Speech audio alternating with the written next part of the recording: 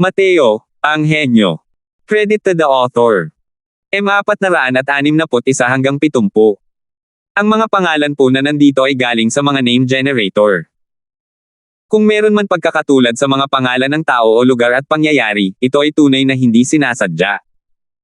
Nagpalitan ng tingin ang grupo ng mga nasa matataas na antas. Malinaw na ito ang unang beses na nakatanggap sila ng impormasyong tulad nito. At ang pagkabigla na dulot ng balitang ito ay labis na nakakabigla sa lahat.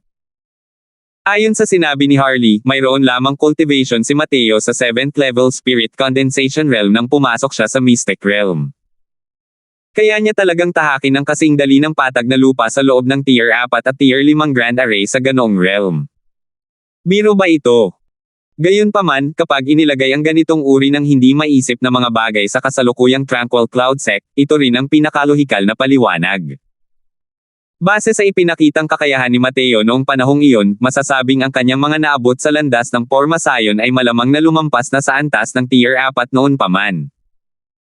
Kung wala ang ganitong lakas, paano niya makokontrol ang malaking hanay ng sect na nagpoprotekta at makakapatay din ng 3 powerhouse ng Soul Sea Realm?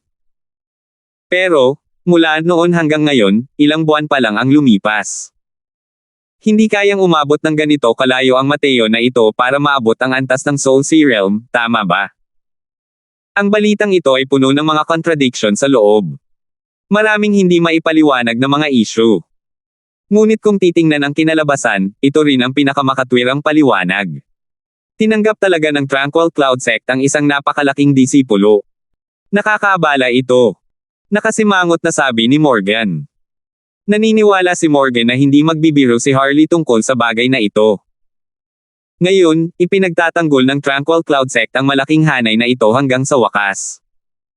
Kung walang makapangyarihang Divine Traversing Realm na lilito, ang sekta ay magiging parang isang porkepino na natatakpan ng mga spike sa lahat ng dako. Wala silang magagawa laban sa sekta. Talagang tinamaan ni Morgan ang digmaang ito hanggang sa sumakit ang kanyang laman. Dahil sa aral na ito, hindi na siya nang ahas na salakayin ang Tranquil Cloud Sect. Bukod pa rito, anong klaseng husay sa paningin ang taglay ni Morgan? Matagal na niyang nakikita ang kakayahan ni Marlon na kinatatakutan na mula sa kaibuturan ng kanyang puso. Kahit ang isang peak 9th level si Transformation Realm expert ay natatakot hanggang sa ganito, lalo na ang mga ordinaryong disipulo. 2 middle stage Soul Sea Realm Grand Elders ang namatay sa ilalim ng Grand Array ng ganoon lang. Malamang, wala nang nangahas na ibigay ang kanilang sarili sa kamatayan.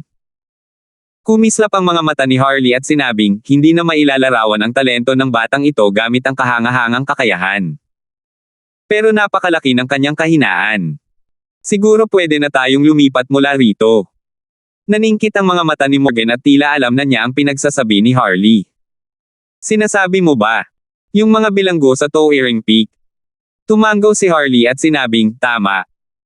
Ang batang ito ay isang taong lubos na pinahahalagahan ang mga ugnayan. Noong una ay nagkaroon siya ng pagkakataong umalis sa Mystico na kaharian ng mag-isa ngunit nakapasok sa Fierce Gale World ng walang pag-aalinlangan. Sa palagay ko, dahil mayroon siyang kahinaang ito, bakit hindi natin ito gamitin? Hanggat pinipilit natin siyang lumabas sa Grand Array, bakit pa natin kailangang mag-alala na hindi natin siya kayang harapin? Paano kung hindi siya lumabas? Tanong ng isang elder ng Soul Sea Realm. Kung gayon ay papatayin natin isa-isa. Papatayin natin ng buo hanggang sa lumabas siya.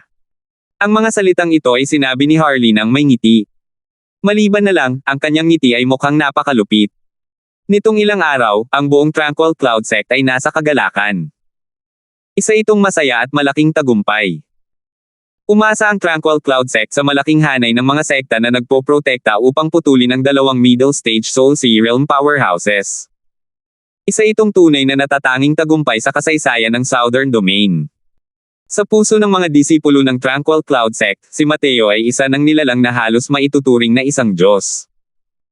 Alam nila na kahit nandito sina Grand Elder Sky Maple at Sect Master Lord, hindi nila ito magagawa sa abot ng makakaya ni Mateo. Si Mateo ay ipinadala lamang ng langit upang iligtas ang Tranquil Cloud Sect. Dahil sa 2 malalaking tagumpay na ito, ang takot ng mga disipulo ng Tranquil Cloud Sect patungo sa Purple Mansion Sect ay matagal nang nabura sa kanilang isipan. Ngayon, kahit na personal na lumabas si Morgan, tatayo pa rin sila sa likod ni Mateo nang walang anumang senyales ng takot upang walang humpay na ilipat ang enerhiya ng asensya sa kanya. Ngunit biglang nagdeklara si Mateo ng saradong pag-iisa simula noong malaking labanan noon, iniwan ang lahat ng mga bagay ng sekta kay Julian upang pamahalaan. Walang mailabas na sigla ang lahat, kaya mas mabuting maging abala na lang sila sa kani-kanilang mga gawain. Siyempre, mas marami pang mga disipulo ang patuloy na umintindi sa mga nakaukit na karakter na iniwan ni Mateo sa Victory Peak, umaasang mapapahusay ang kanilang kahusayan sa mga konsepto sa lalong madaling panahon. Ang pinakamalaking pag-unlad ay natural pa rin kay Tobian. Ngayon, wala nang sino man ang makakalapit sa lugar na 200 talampakan sa paligid niya. Bukod kay Tobian, medyo mabilis din ang pagbuti ni Julian. Sa pamamagitan ng isang panahon ng pagmumuni-muni, naunawaan na ni Julian ang lalim ng ika-30 karakter na may espada at kasalukuyang naiintindihan na ang ika-31 karakter. Sa panahong ito, ginamit din ni Mateo ang Square Cauldron upang pinuhin ang isang malaking batch ng Jade Spirit Pills. Simula nang bumalik mula sa Fierce Gale World, halos tumigil na si Mateo sa pag-unawa ng mga konsepto. Hanggat may libreng oras siya, halos maglilinang si Mateo ng enerhiya ng asensya. Bago ang malaking labanan, isang hakbang na lang ang layo ni Mateo mula sa 9th level Crystal Formation Realm. Pagkatapos ng laban na iyon, naisip ni Mateo na malamang na kailangang magplano ng maayos ang Purple Mansion sect sa loob ng isang takdang panahon. Kaya naman, inanunsyo niya ang pagsasara ng kanilang mga sarili sa unang pagkakataon na ginawa niya ito. Pagkatapos ng 3 araw, direktang dumaan si Mateo sa 9th level Crystal Formation Realm Barrier. Sok. Kaya nga talaga akong kalabanan ni Kuya. Wala talagang hadlang sa cultivation niya. Napabuntong hininga si White Light habang sinasabi ito. Mas mataas ang konsepto ng Young Master kaysa sa kanyang kaharian. Bigyan mo pa siya ng 1 o 2 taon, hindi rin gaanong mahalaga ang direktang pagpasok niya sa Divine Traversing Realm, tango ni Afflex. Hindi ko talaga alam kung paano siya nag-cultivate. Hindi rin siya gaanong katanda sa akin. Ang taas talaga ng pagkakaintindi niya sa mga konsepto. Sabi ni Kuya, direkta siyang pupunta sa Sea Transformation Realm ngayong saradong pag-iisa. Paglabas niya, siguradong nakakabilib ang ekspresyon ng mga mukha ng mga disipulo ng Tranquil Cloud Sect. Tuwang-tuwa si White Light para bang hinahangad niyang malubog sa kaguluhan ang mundo. Ngunit hindi ito pinabulaanan ni Afflex. Alam din niya na tama ang sinabi ni White Light. Ang mga pildores na panggamot na pinino ni Mateo, ang bisa ng medisina ay marami, mahigit 10 beses pa nga kaysa sa iba. Dagdag pa sa kanyang napakalakas na pamamaraan ng paglilinang, hindi siya natatakot na sumipsip ng labis na lakas ng medisina at hindi niya ito matiis. Ang kanyang bilis ng paglilinang ay halos 12 beses kaysa sa ibang ordinaryong tao. Sa bilis ng cultivation, hindi kayang hindi magulat ang mga lower realm martial artist na ito kahit pagustuhin nila. Matapos pumasok sa pag-iisa, si Mateo ay halos palaging nagpipino ng enerhiya ng asensya. Kanyang kaharian ay mabilis ding umuunlad. 8 araw pa ang lumipas. Sa wakas ay naabot na ni Mateo ang peak 9th level Crystal Formation Realm sa isang iglap lang. Sa oras na ito, ang loob ng dantian ni Mateo ay namamagana. Ang malakristal na katawan ng enerhiya ng asensya na kasing laki ng kamao ay halos napuno ang kanyang dantian. Pagkatapos, gumugol si Mateo ng 2 araw pa para pagtibayin ang kanyang kaharian at nagsimulang direktang makarating sa Sea Transformation Realm. Ang Sea Transformation Realm ay isang transisyonal na kaharian lamang ngunit hindi maikakailang isa itong mahalagang kaharian. Dumudurog na kaibuturan, nagbabagong dagat. Ang laki ng enerhiya ng asensya na nabuo sa dagat pati na rin ang kalidad ang nagtatakda ng mga taas na makakamit ng isang tao sa hinaharap sa napakalaking antas. Matapos mabasag ang core, ang buong dantian ay madudurog. Ang orihinal na dantian ay maglalaho. Sa loob ng katawan ng martial artist, isang espasyo ang natural na mabubuo na ginamit upang mapaunlakan ang Essence Energy Sea. Kapag ang ordinaryong 4 o 5 spirit liquid ay nagpatak ng mga martial artist na nakultivate sa Sea Transformation Realm, halos kasinlaki lang ng kamao ang kanilang Essence Energy Sea. Sa teorya, habang mas maraming spirit liquid ang mayroon ng martial artist, mas malaki ang essence energy na namuo sa dagat. Bukod pa rito, ang laki ng Essence Energy C na unang naipon ay siyang nagtakda ng mga limitasyon ng martial artist sa hinaharap. Kaya nga sinasabing ang kaharian na ito na hindi isang pangunahing kaharian ay napakahalaga. Naipon ni Mateo ang perpekto siyam na patak ng spirit liquid ng panahong iyon. Ang malakristal na enerhiya ng asensya sa loob ng kanyang katawan sa panahong ito ay mas malakas kumpara sa mga normal na martial artist. Tungkol sa kung gaano kalaki ang kaya niyang paikliin na Essence Energy C, naging mausisa rin si Mateo. Hey, iniisip ko kung gaano kalaki ang isang dagat ng enerhiya ng asensya na kaya kong paikliin gamit ang kasalukuyan kong estado kasama ang C-expanding pill. Talagang inaabangan ko na ito. Natatawang sabi ni Mateo. Habang sinasabi niya ang mga salitang iyon, nakalunok si Mateo ng isang maitim na tabletang panggamot. Nagsimulang kumulo ang enerhiya ng asensya sa loob ng kanyang katawan. Nagsimulang gumuho ang kanyang dantian area. 462. Sus Mariosep. Huminga ng malalim at malamig si Mateo. Hindi madaling tiisin ang pakiramdam ng pagbagsak ng kanyang dantian. Pakiramdam niya ay may gumagamit ng 300,000 katiting na martilyo para hampasin ang kanyang tiyan ngayon din. Halos hindi siya makahinga sa ganoong klase ng sakit. Dumudurog na kaibuturan, nagbabagong anyo ng dagat. Hindi ito isang bagay na masaya. Hindi kakaunti ang bilang ng mga martial artist na hindi nang ahas na gawin ang hakbang na ito sa buong buhay nila. Isang sandali ng kawalang ingat at ito ang resulta ng paglaho at pagkawasak ng Dao. Sa totoo lang, sa napakaraming mundo, may mga martial artist na namamatay sa hakbang na ito bawat segundo. Sa kanyang nakaraang buhay, dumaan din si Mateo sa prosesong ito. Ang ganitong uri ng paghihirap na tila ba'y nasa gitna ng buhay at kamatayan ay sariwa pa rin sa kanyang mga alaala hanggang ngayon. Ngunit ang nadudurog na kaibuturan ng buhay na ito ay tila mas masakit pa kaysa sa nauna. Sa pagkakataong ito, halos perpektong basag ni Mateo ang kaibuturan ng katawan niya. Ang enerhiya ng asensya sa kanyang katawan ay umabot na sa isang antas ng saturated. Ang pagbagsak ng ganitong kalaking enerhiya ng asensya ay hindi rin nakakatuwa para kay Mateo. UMAGAL. Unti-unting bumukas ang dantian ni Mateo, tila bato yung lupa, at napuno ng mga bitek. Hindi lang ang dantian ang nabasag. Kasama rin dito ang malakristal na katawan ng enerhiya ng asensya sa loob ng dantian. Ang mga bitek ay lalong lumaki ng lumaki. Sa wakas, ito ay nabasag at nagkapira-piraso kasabay ng isang malakas na kalabog. Arg! Humagulgol ng matagal si Mateo, inilabas ang lahat ng sakit. Sa sandaling ito, umabot na rin sa sukdulan ng paghihirap. Ngunit ito ay simula pa lamang. Ang pira-pirasong asensya ng kristal na enerhiya ay patuloy pa ring nagkakawatak-watek, at ito ay unti-unting nadudurog. Nang magsimula ang prosesong ito ng pagdurog sa kaibuturan, para itong isang mundong gumuho, hanggang sa ang lahat ay maging kawalan.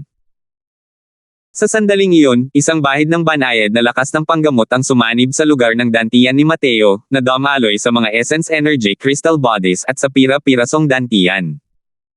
Sa isang iglap, nawala ng husto ang sakit na nararamdaman ni Mateo. Ang C-expanding pill na ito ay ang pinakamataas na antas ng tier 3 medicinal pill ng isang divine realm. Ito ay partikular na ginagamit upang makaapekto sa C-transformation realm. Ang lower realms ay wala nito.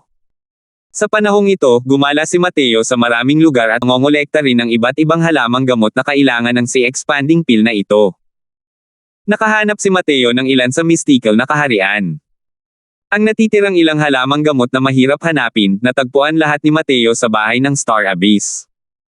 Bagamat kakaunti ang mga mapagkukunan sa Fierce Gale World, ang Alchemist Association ang pinakamataas na antas ng mundo. Ang paghahanap ng iba't ibang uri ng mga halamang gamot ay hindi pa rin naging problema. Ang C-expanding pill na ito ay hindi isang ordinaryong medicinal pill. Kahit sa Divine Realm, kakaunti lang ang nakakaalam nito ng sapat. Ang ganitong uri ng medicinal pill ang ginagamit ng iba't ibang nangungunang paksayon sa Divine Realm upang sanayin ang mga nakababatang disipulo. Bukod pa rito, tanging ang mga tunay na henyo lamang ang makakakuha ng medicinal pill na ito. Ang dahilan ay walang iba kundi dahil tanging ang Medicine King Hall at ang Alchemist Association, ang dalawang dakilang kapangyarihan, ang may ganitong formula ng tableta.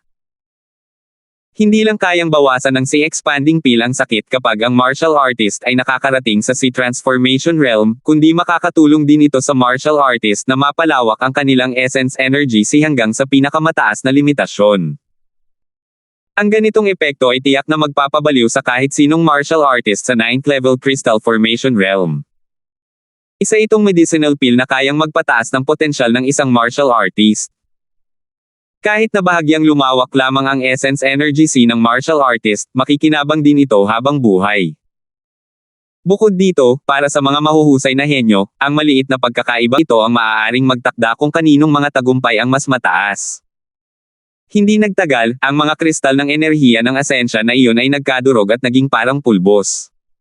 Pero hindi pa tapos. Ang mga malapulbos na kristal na katawang iyon ay sa wakas ay naging wala. Ang lugar ni Mateo na may dantian ay wala ng laman. Para itong isang black hole. Nakakagulat kung gaano kalaki ang essence energy C ni Big Brother. Inaasahan din ito ni White Light. Sa tabi, naging seryoso rin ang ekspresyon ni Afflex nang sabihin niya sa seryosong boses, nandito na. Hindi pa humihina ang boses niya nang agad na naubos ang enerhiya ng asensya sa silid ng cultivation. Sus Mariosep. Nagpalitan ng tingin sina Afflex at White Light, parehong nakita ang pagkamangha sa mga mata ng kabilang panig. Ito ang silid cultivation na karaniwang ginagamit ng mga elder ng Tranquil Cloud Sect para linangin. Ang densidad nito ay 20 beses na mas malaki kaysa sa labas ng mundo. Ang ganito kalaking enerhiya ng langit at lupa ay agad na naubos. Mabuti na lang at napabuti ni Mateo ang spirit gathering formation ng cultivation room na ito bago siya umatras. Di nagtagal, muling napuno ang maraming essence energy sa loob. Pero nang pumasok ang mga enerhiyang ito, agad itong sinipsip ni Mateo muli. Ang bilis ng pagsipsip ay nakapagpagulat kina Afflex at White Light nang hindi ka panipaniwala. Pareho silang mga demonyong halimaw na may minanang mga alaala at napakalinaw tungkol sa cultivation ng mga martial artist na nasa C-transformation realm. Noong ang mga ordinaryong martial artist ay nakakarating sa C-transformation realm, imposibleng magkaroon ng ganitong engravings rate. Ang bilis ng pagsipsip ay nagpapahiwatig na ang dagat ng enerhiya ng asensya ni Mateo ay nangangailangan pa rin ng napakalaking enerhiya ng asensya. Ang mga enerhiyang ito ng asensya ay sinusubukan lang na magpakawala ng isang nasusunog na kariton ng panggatong gamit ang isang tasa ng tubig kay Mateo. Nang pumasok ang enerhiya ng asensya sa katawan ni Mateo, agad itong sinipsip ng black hole sa loob ng kanyang katawan. Di nagtagal, ang mala-black hole na rehiyon ng dantian ni Mateo ay nagkaroon ng karagdagang pool ng liquid state essence energy, na nakabitin sa gitna ng black hole. Ito ang dagat ng enerhiya ng asensya na hindi pa nagkakaroon ng anyo. Anong nangyayari? Parang nauubos na ang enerhiya ng asensya dito. Maaari kayang may nakakalusot. Pero napakaraming tao ang nakakalusot nitong mga nakaraang araw. Wala ring nagdulot ng ganitong kaguluhan. Tama, hindi ba't si Junior Apprentice Brother Croswell ay nasa isang pribadong lugar? Posible kayang nakakalusot siya. May posibilidad talaga yan. Pero, posible kayang nakakarating siya sa C-transformation realm. Kung hindi, bakit magkakaroon ng ganito kalaking kaguluhan? Nasa liblib na silid ng mga elder ang junior apprentice na si Brother Croswell. Ang densidad ng enerhiya ng asensya doon ay 20 beses kaysa sa labas ng mundo. Hindi pa rin ba sapat iyon para masipsip niya? Sa tingin mo ba maaasahan ang paggamit ng sentido komon para masukat si junior apprentice Brother Croswell? Ang enerhiya ng asensya sa paligid ng cultivation room ni Mateo ay sinipsip ng spirit gathering formation. Ang engravings area ay nagsimulang lumawak, na ikinabahala ng iba pang mga disipulo ng Tranquil Cloud Sect. Pero, walang makakaasa na ang ganitong sitwasyon ay tatagal ng hanggang 3 araw. Ang dagat ng enerhiya ng asensya ni Mateo ay parang isang hukay na walang katapusan. Tila hindi ito mapupunan kahit anong pilit ng isa. Matandang Yuan, magiging maayos ba si Kuya? Ito. 3 araw na siyang sumisipsip ng enerhiya ng asensya. Gaano na ba kalaki ang dagat ng enerhiya ng asensya niya? Medyo napuno ng pagkabalisa ang White Light. Puno rin ng pagkamangha ang mukha ni Afflex. Sa loob ng 3 araw, pinanood niya at ng White Light si Mateo na sumipsip ng enerhiya ng asensya sa buong oras. Ang enerhiya ng asensya sa silid ng cultivation na ito ay hindi pa rin napupuno hanggang ngayon. Gaano ba kalaki ang kinailangan ng dagat ng enerhiya ng asensya na ito para masipsip ito sa ganoong bilis at dami? Hindi ko rin alam. Pero sa palagay ko ay ganito kalaki ang essence energy ni Young Master. Sumenya si Afflex ng kaunti, halos kasing laki ng bathtub. Napakalaki na nito para sa isang first level si Transformation Realm martial artist. Ang mga dagat ng enerhiya ng asensya ng karamihan sa mga martial artist ng si Transformation Realm noong kakalusot pa lang nila sa realm ay kasing laki lamang ng isang kamao. Kahit para sa ilang henyong martial artist, ang kanilang mga essence energy ay kasing laki lamang ng isang mangkok. Si Renan ng Fierce Gale World, noong kakapasok lang niya sa si Transformation Realm, ay kasing laki lang din ng isang palanggana ng mukha. Ito na ang pinakamataas na pag-iral sa isang mundo. Sa pagkakataong ito, dahan-dahang iminulat ni Mateo ang dalawang mata. Nang makita ni Afflex ang mga mata ni Mateo, parang ayaw niya itong titigan ng diretso. Ang kasalukuyan niyang kaharian ay malinaw na kapareho ng kay Mateo. Pero nakaramdam siya ng matinding pressure. "B-boss, ayos ka lang ba?" Tanong ni White Light na medyo natutuyo ang bibig. Ngumiti si Mateo ng bahagya at sinabing, "Hindi pa ako nakaramdam ng mas maayos na pakiramdam." Kung gayon, gaano kalaki ang dagat ng enerhiya ng iyong asensya? Hindi pa rin napigilan ng White Light na magtanong. 463. Mga 10 talampakan ng sukat ng paligid, walang pakialam na sabi ni Mateo. Ano? 10 talampakan. Sabay na nagpakita ng matinding gulat ang mga mata ni na White Light at Afflex. Tumanggaw si Mateo at sinabing, "May tuturing pa ring maganda ang tagumpay na ito. Medyo mas maganda kaysa sa inaasahan. Medyo maganda. Napakahirap talagang tanggapin, di ba? Anong klaseng ideya ang nagsasabing ang circumference ay 10 talampakan? Ang essence energy ng third level si Transformation Realms ay maaaring hindi rin umabot ng 10 talampakan. Pagkatapos makapasok sa si Transformation Realm, ang focus ng cultivation ng mga martial artist ay nasa essence energy C. Kailangang patuloy na palawakin ng mga martial artist ang essence energy C upang lalong lumawak ang essence energy C sa loob ng kanilang dantian space. Kahit para sa ilang makapangyarihang third level si Transformation Realms, kakaunti lang sa kanila ang magkakaroon ng essence energy C na kayang umabot sa circumference na 10 talampakan. Ang circumference na 10 talampakan ang limitasyon na maaaring maabot ng third level si Transformation Realms. Tanging ang mga walang kapantay na mahuhusay na henyo lamang ang makakaabot sa circumference na 10 talampakan. Pero ang problema ay nasa first level si Transformation Realm lang si Mateo. Ibig sabihin din yan ay mas kahanga-hanga na ang reserbang enerhiya ng asensya sa katawan ni Mateo ngayon kumpara sa karamihan ng mga third level si Transformation Realms. Nakita ko na dati ang mga kakatwang tao, pero ngayon ko lang nakita ang ganito kakatwang tao. Kung lalaganap ito, paano nito mabubuhay ang ibang mga martial artist? Kuya, napakasama mo talaga. Ang mga henyo sa Divine Realm ay pamantayan mo rin, di ba? Sa mga minanang alaala ni White Light, may ilang tala tungkol sa Divine Realm. Kaya naman, alam niya kung anong uri ng kakaibang pamantayan ang naabot ni Mateo sa pagkakataong ito. Isang martial artist sa lower realm na kapantay ng pinakahenyo ng isang Divine Realm. Gaano ba kalaki ang talentong kailangan nito? Natural na alam ni Mateo ang mga pamantayan ng Divine Realm. Ang isang essence energy na may sukat na 10 talampakan ay isa ring natatanging pag-iral kapag inilagay sa hanay ng mga nasa parehong henerasyon sa Divine Realm. Ang mga nakababatang henerasyon ng mga pangunahing paksayo na kayang umabot sa circumference na 10 talampakan kapag nakarating sa si Transformation Realm ay talagang hindi nakalampas sa bilang ng mga daliri sa isang kamay. Paanong nalilimitahan sa milyon-milyon lamang ang Crystal Formation Realm sa Divine Realm? Hindi hihigit sa bilang ng mga daliri sa isang kamay. Makikita kung gaano kalaki ang kahirapan. Mayroon din si Mateo ng perpektong spirit condensation. Dagdag pa sa epekto ng si expanding pill, naabot niya ang ganoong antas.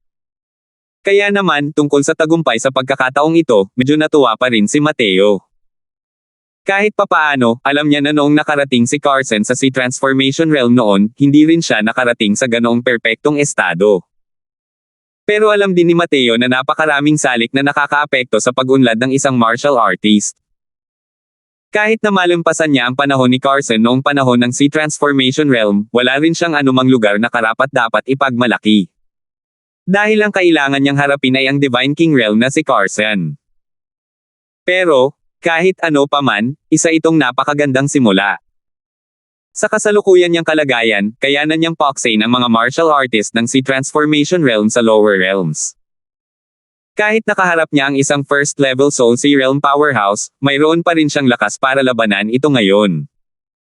Haha! Ang Sea Transformation Realm ay simula pa lamang. Hindi pa nga ako nakakarating sa gitnang 3 yugto. Malayo pa ang lalakbayin. Hindi naman ganoon kalaki ang problema. Tara, lumabas muna tayo para tingnan ito. Para sa ganitong tagumpay, si Mateo mismo ay walang pakialam na tinanggap ito. Kailangan niya ng matinding lakas ngayon at hindi para durugin ang mga nasa parehong henerasyon.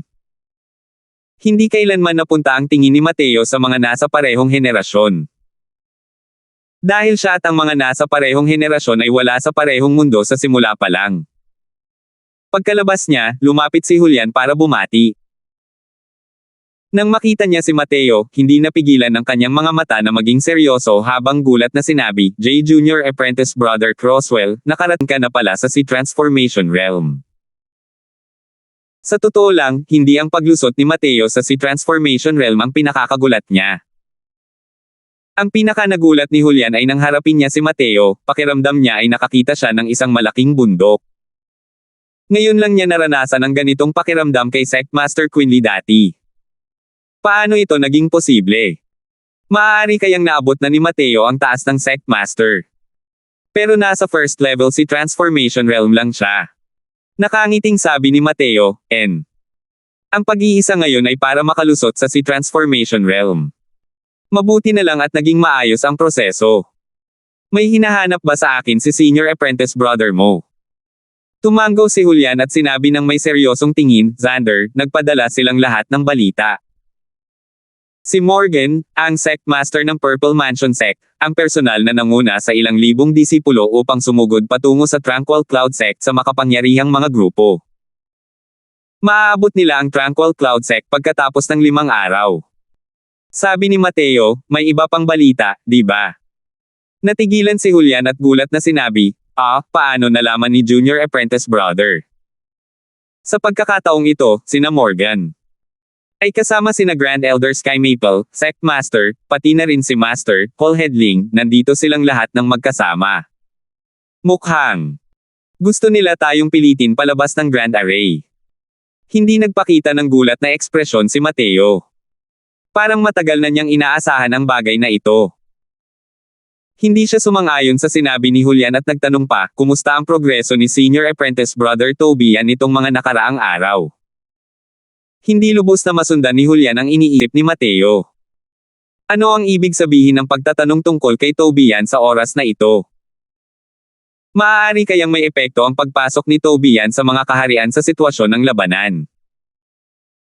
Magsasalita na sana si Julian nang bigla na lang, isang guhit ng pagnanasang gumamit ng espada ang sumulpat patungo sa kalangitan. Malinaw itong nakita ng buong Tranquil Cloud Sect. Kung titingnan ng direksyon, eksakto itong direksyon ng Victory Peak. Nagliwanag ang mga mata ni Mateo, at nakangiting sinabi niya, mukhang nakalusot si Senior Apprentice Brother Tobian. Halika, Senior Apprentice Brother mo. Sabay-sabay nating tingnan ang Victory Peak. Sa Victory Peak, laganap ang pag-aalab ng espada sa buong paligid. Hindi nang ahas na lumapit ang lahat ng mga disipulo. Kumakaway ang mga damit ni Tobian. Ang buong pagkatao niya ay parang isang Diyos ng kalangitan na bumababa sa mundo ng mga mortal. Pagkaraan ng mahabang panahon, ang walang hanggang layuning paggamit ng espada ay bumalik sa katawan ni Tobian. Ang kasalukuyang Tobian ay maihahalin tulad sa isang hinugot na matalas na espada. Walang kapantay na mabangis at matalas. Palakpak, palakpak, palakpak. Hindi inaasahang palakpakan ang narinig.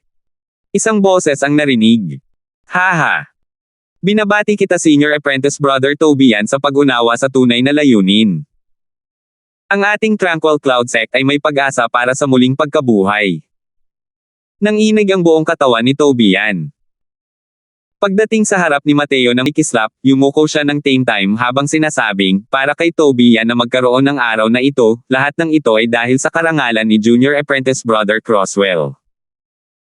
Pagkatapos ngayon, ako, si Tobian, ay handang sumunod kay Junior Apprentice Brother Croswell saan ka man magpunta upang suklian ang kabaitang ito. Pero ikinumpas ni Mateo ang kanyang kamay at sinabing, nagbibiro ka lang. Ikaw ang kinabukasan ng sekta at maging ang apo ni Grand Elder Sky Maple. Paano ka makakasunod sa tabi ko? Matapos malampasan ng sekta ang krisis sa pagkakataong ito, handa si Tobian na maglingkod sa tabi ni Junior Apprentice Brother Croswell, hanggang sa umakyat si Junior Apprentice Brother Croswell sa Divine Realm. Matigas na sabi ni Tobian. Sa kasalukuyan, naunawaan na ni Tobian ang tunay na layunin. Ngunit, dahil nga rito ay mas lalo niyang nalalaman ang husay ni Mateo. Ang konseptong naunawaan ni Mateo ay mas makapangyarihan pa pala kaysa sa tunay na intensyon. Kaya naman, hindi na malayo ang araw na aakyat si Mateo sa Divine Realm. Bukod pa rito, tiyak na nasa harap na niya ito. Hindi inakala ni Mateo na gagampanan ni Tobian ang barahan na ito at hindi niya napigil ang matawa, haha.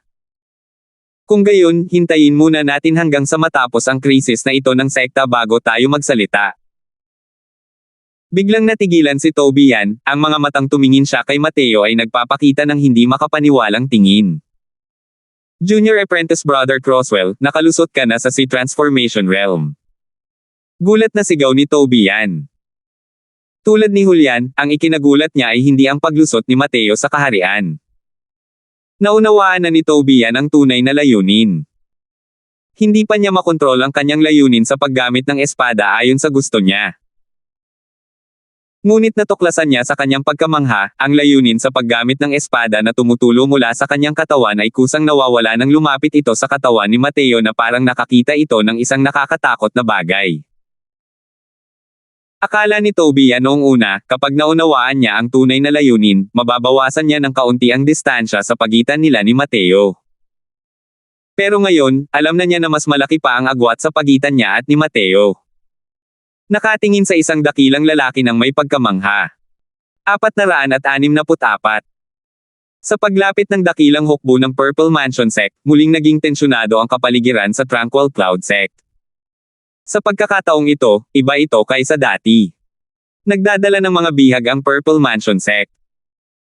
Halos lahat ng nasa itaas na antas ng Tranquil Cloud Sect ay nasa kamay ng Purple Mansion Sect. Binabantaan sila ng kabilang panig nito. Ano na ang dapat nilang gawin ngayon? Napakasama talaga ng grupong ito ng Purple Mansion Sect. Hindi nila tayo kayang talunin ng harapan, kaya ginamit pa nila ang buhay ng Grand Elder at Sect Master para pilitin tayo. Hey, hindi talaga alam ng grupo ng mga taong iyon kung ano ang ibig sabihin ng mukha. Hindi ba't ang pagiging tuso at mapanlin lang ang pinakanakakasanayan nila? Kung hindi dahil sa kanilang matiyagang pagtitiis sa loob ng maraming taon at pagtulak sa Heavenly Sky Sect hanggang sa dulo ng mundo, paano naging ganoon kadali ang pagpapalit ng kamay ng Southern Domain? Sabi ko, Senior Apprentice Brother Mo, Senior Apprentice Brother Tobian, paano kung tanungin ninyo si Senior Apprentice Brother Croswell? Wala kaming kahit anong tiwala sa aming mga puso. Kailangang aminin na ang ginawa ni Harley ay tunay ngang mabagsik. Ang tanging maaasahan ng Tranquil Cloud Sect ay ang sektang nagpoprotekta sa Grand Array. Ngunit sa hakbang na ito mula kay Harley, napipilitin ang mga tao na umalis sa Grand Array. Ang planong ito na pumutol sa sinumang magiging supling ay tunay na walang kahirap-hirap. Nagpalitan ng tingin sina Tobian at Julian at sabay na tumango. Kahit gaano pa kalaki ang kanilang narating na tagumpay, sa pagharap sa kakilakilabot na Purple Mansion Sect, wala talaga silang kahit kaunting lakas para gumanti. Si Mateo lang ang tanging maaasahan nila. Ngunit, pagdating nila sa tirahan ni Mateo, natuklasan nilang wala roon si Mateo. Nagtatanong-tanong pa, wala ring nakakaalam kung saan nagpunta si Mateo. Sa ilalim ng liwanag ng buwan, dalawang anino ang lumitaw sa labas ng mga pintuan ng Tranquil Cloud Sect. Maayos ba ang kalagayan ni Miss Yates nitong mga nakaraang araw? Dahil nasa tabi ni Mr. Crosswell si Larissa, nabawasan ng malaki ang sakit na nararamdaman niya. Hay nako! Nakakalungkot na hindi ako makapagpahinga para sa ibang bagay ngayon. Kung hindi, matutulungan kitang hanapin ang Asher Spirit Tree. Malawak ang teritoryo ng Endless Forest, at sagana sa mga mapagkukunan. Marahil ay matatagpuan doon ang Asher Spirit Tree. Walang katapusang kagubatan ha. Mukhang napakapambihira ng lugar na iyon. Nakapunta na ako roon minsan pero hanggang 10,000 milya lang ang layo bago ako hindi nang ahas na pumasok pa ng mas malalim. Isang maliit at mababang antas ang talagang may nakakatakot na lugar. Kung iyon nga ang walang katapusang kagubatan, maaaring mayroon talagang Asher Spirit Tree. Basta, masyadong mapanganib ang lugar na iyon.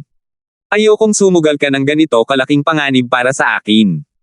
Tinatrato ako ni Miss Yates na parang tagalaba sa mga salitang yan. Kung tama ang pagkakatanda ko, sa paglalakbay sa mistiko na kaharian ngayon, 3 beses akong iniligtas ni Miss Yates, di ba? Kung hindi ko nakasalamuha si Miss Yates, paano pa ako, si Mateo, magkakaroon ng buhay para magsalita rito ngayon? Tinakpin ni Megan ang kanyang bibig at nakangiting sinabi, hindi ba't iniligtas din ako ni Mr. Crosswell? Dahil kasama niya si Mateo, natugunan ni Megan ang kanyang orihinal na hitsura. Nakatingin sa isang magandang babae sa ilalim ng buwan. Ang magiliw ng ngiting ito mula kay Megan ay tila pumukaw sa liwanag ng buwan na nakakabighani maging sa liwanag ng buwan. Medyo nalilitong nakatitig sa kanya si Mateo. Ang ganda. Hindi mapigil ang purihin ni Mateo ang sarili. Natigilan si Megan at yumuko na may pamumula sa buong mukha. Mula nang lumaki siya, napakarami na para mabilang ang mga lalaking bumati kay Megan. Pero hindi niya man lang sinulyapan ang pag-arte ng mga lalaking iyon. Pero, hindi alam kung bakit, nang marinig ang mga sinabi ni Mateo ngayon, nakaramdam siya ng kaba at pananabik. Sa loob ng mahabang panahon, tahimik na sinundan ni Megan si Mateo at malinaw na sa kanya ang kanyang pagkatao. Alam niyang ang mga sinabi ni Mateo kanina ay buong pusong papuri at wala siyang kahit kaunting intensyon na maging walang kabuluhan. Hindi ganoong klaseng maalay na tao si Mateo. Kung hindi, kung ilalagay niya sa harap niya ang isang napakagandang babae na tulad ni Sofia, matagal na siyang dadalhin ng mga ordinaryong tao sa kanilang harem. Paano kaya ito magiging ganito ngayon? Dahil nga rito kaya mas lalong naging mahalaga ang mga papuri kay Mateo.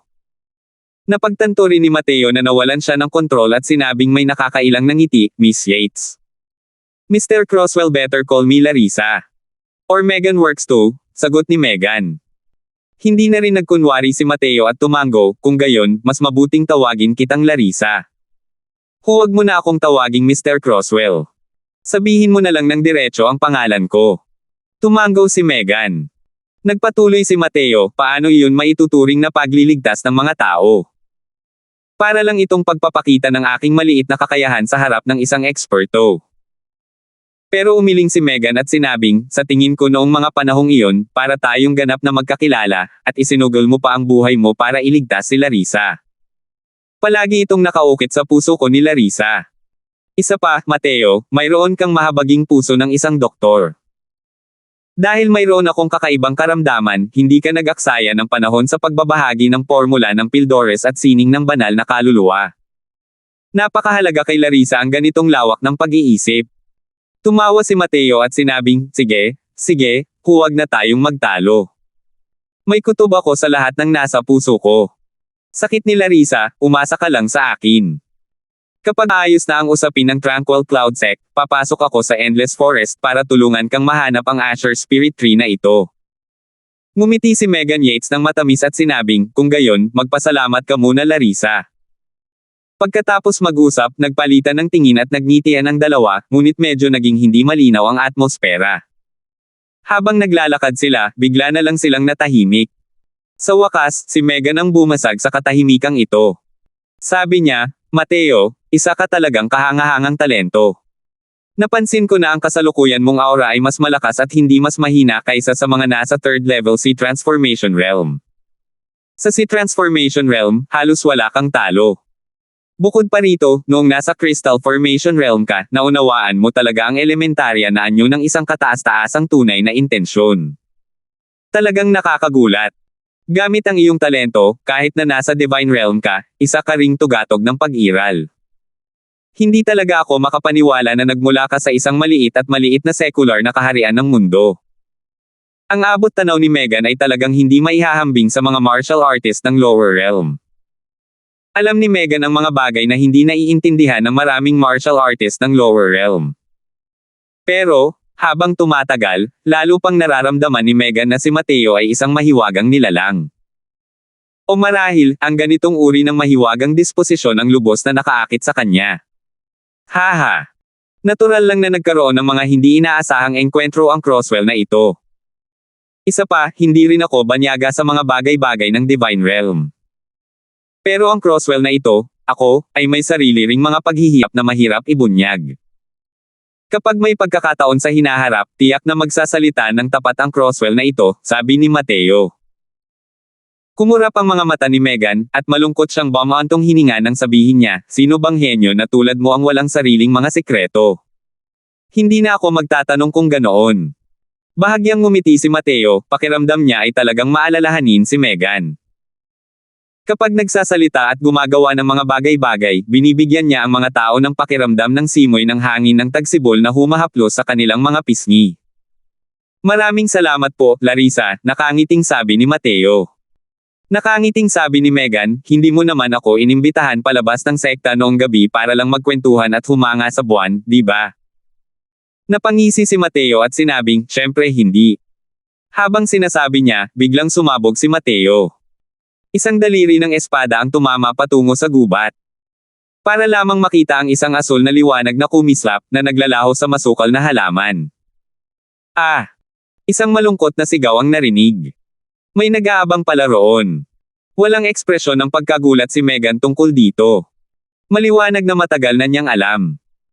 Sa sandaling iyon, dalawang itim na anino ang biglang kumari pa ng takbo sa hindi kalayuan, at kumari pa ng takbo. Tumawa ng malamig si Mateo at nagpakawala ng dalawang sunod-sunod na espadang chi. Isa pang dalawang malungkot na sigaw ang umalangaw-ngaw. Nagpunas ng alikabok si Mateo at sinabing, sige. Nalinis na ang mga magnanakaw na nag-iispiya. Ngayon, maaari na tayong magsimula sa maayos na gawain.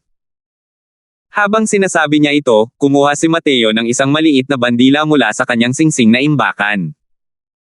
Nakakagulat na itong profound ice flag na ibinigay sa kanya ni Evan sa Grandian Space. Naging makahulugan ang tingin ni Megan, at sinabi niya, isa talaga itong array formation profound artifact. Her, matalas ang mga mata ni Larissa. Natatawang sabi ni Mateo. Sinusubukan mong. Mausisang sabi ni Megan. Malalaman mo rin maya-maya. Gaya ng sinabi niya, nag-ipon si Mateo ng enerhiya ng asensya. Ang profound ice flag ay naglabas ng isang nakasisilaw na liwanag. 465. Muling nagtipon sa harap ng mga tarangkahan ang malaki at makapangyarihang hukbo, pinangungunahan ni Morgan. Ang anyo ng isang Panginoon ay lubos na naipakita ng walang pag-aalinlangan. Lumabas si Harley mula sa hukbo.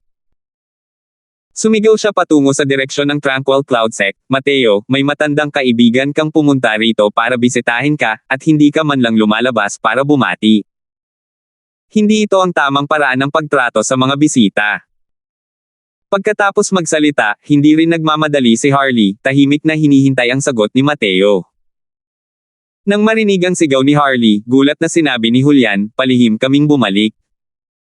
Paano nalaman ng Purple Mansion Sect na kayo ang namamahala sa malaking hanay? Medyo nagulat din si Mateo. Pero mabilis siyang tumugon dito at nakangiting sinabi, her, kilala rin ito ni senior apprentice brother mo. Matagal ko na talaga itong kaibigan. Alam ko rin. Ah, sinasabi mo ba? Harley. Tumugon din si Julian. Ngumiti si Mateo habang tumatango at sinabing, ang taong ito ay puno ng mga pukana at nasaksihan na niya ang aking pagganap sa mahiwagang kaharian. Hindi nakakaiba ang kanyang pag-aakalang nakabalik na ako. Nagkunot ang noo ni Julian. Malinaw na malalim ang impresyon niya kay Harley. Masasabing ang sitwasyong nabuo sa Southern Domain ngayon ay ang ugat ng lahat ng ito kay Harley. Kung titingnan mo, ang ideya na gamitin si Grand Elder para takutin tayo ay tiyak na naisip niya. Junior Apprentice Brother Croswell, huwag kang magpaloko. Seryosong sabi ni Julian. Nakangiting sabi ni Mateo, haha. Pupuntahan ko at makikipagkita ako sa Harley na to. Hindi pwede. Hindi pwede.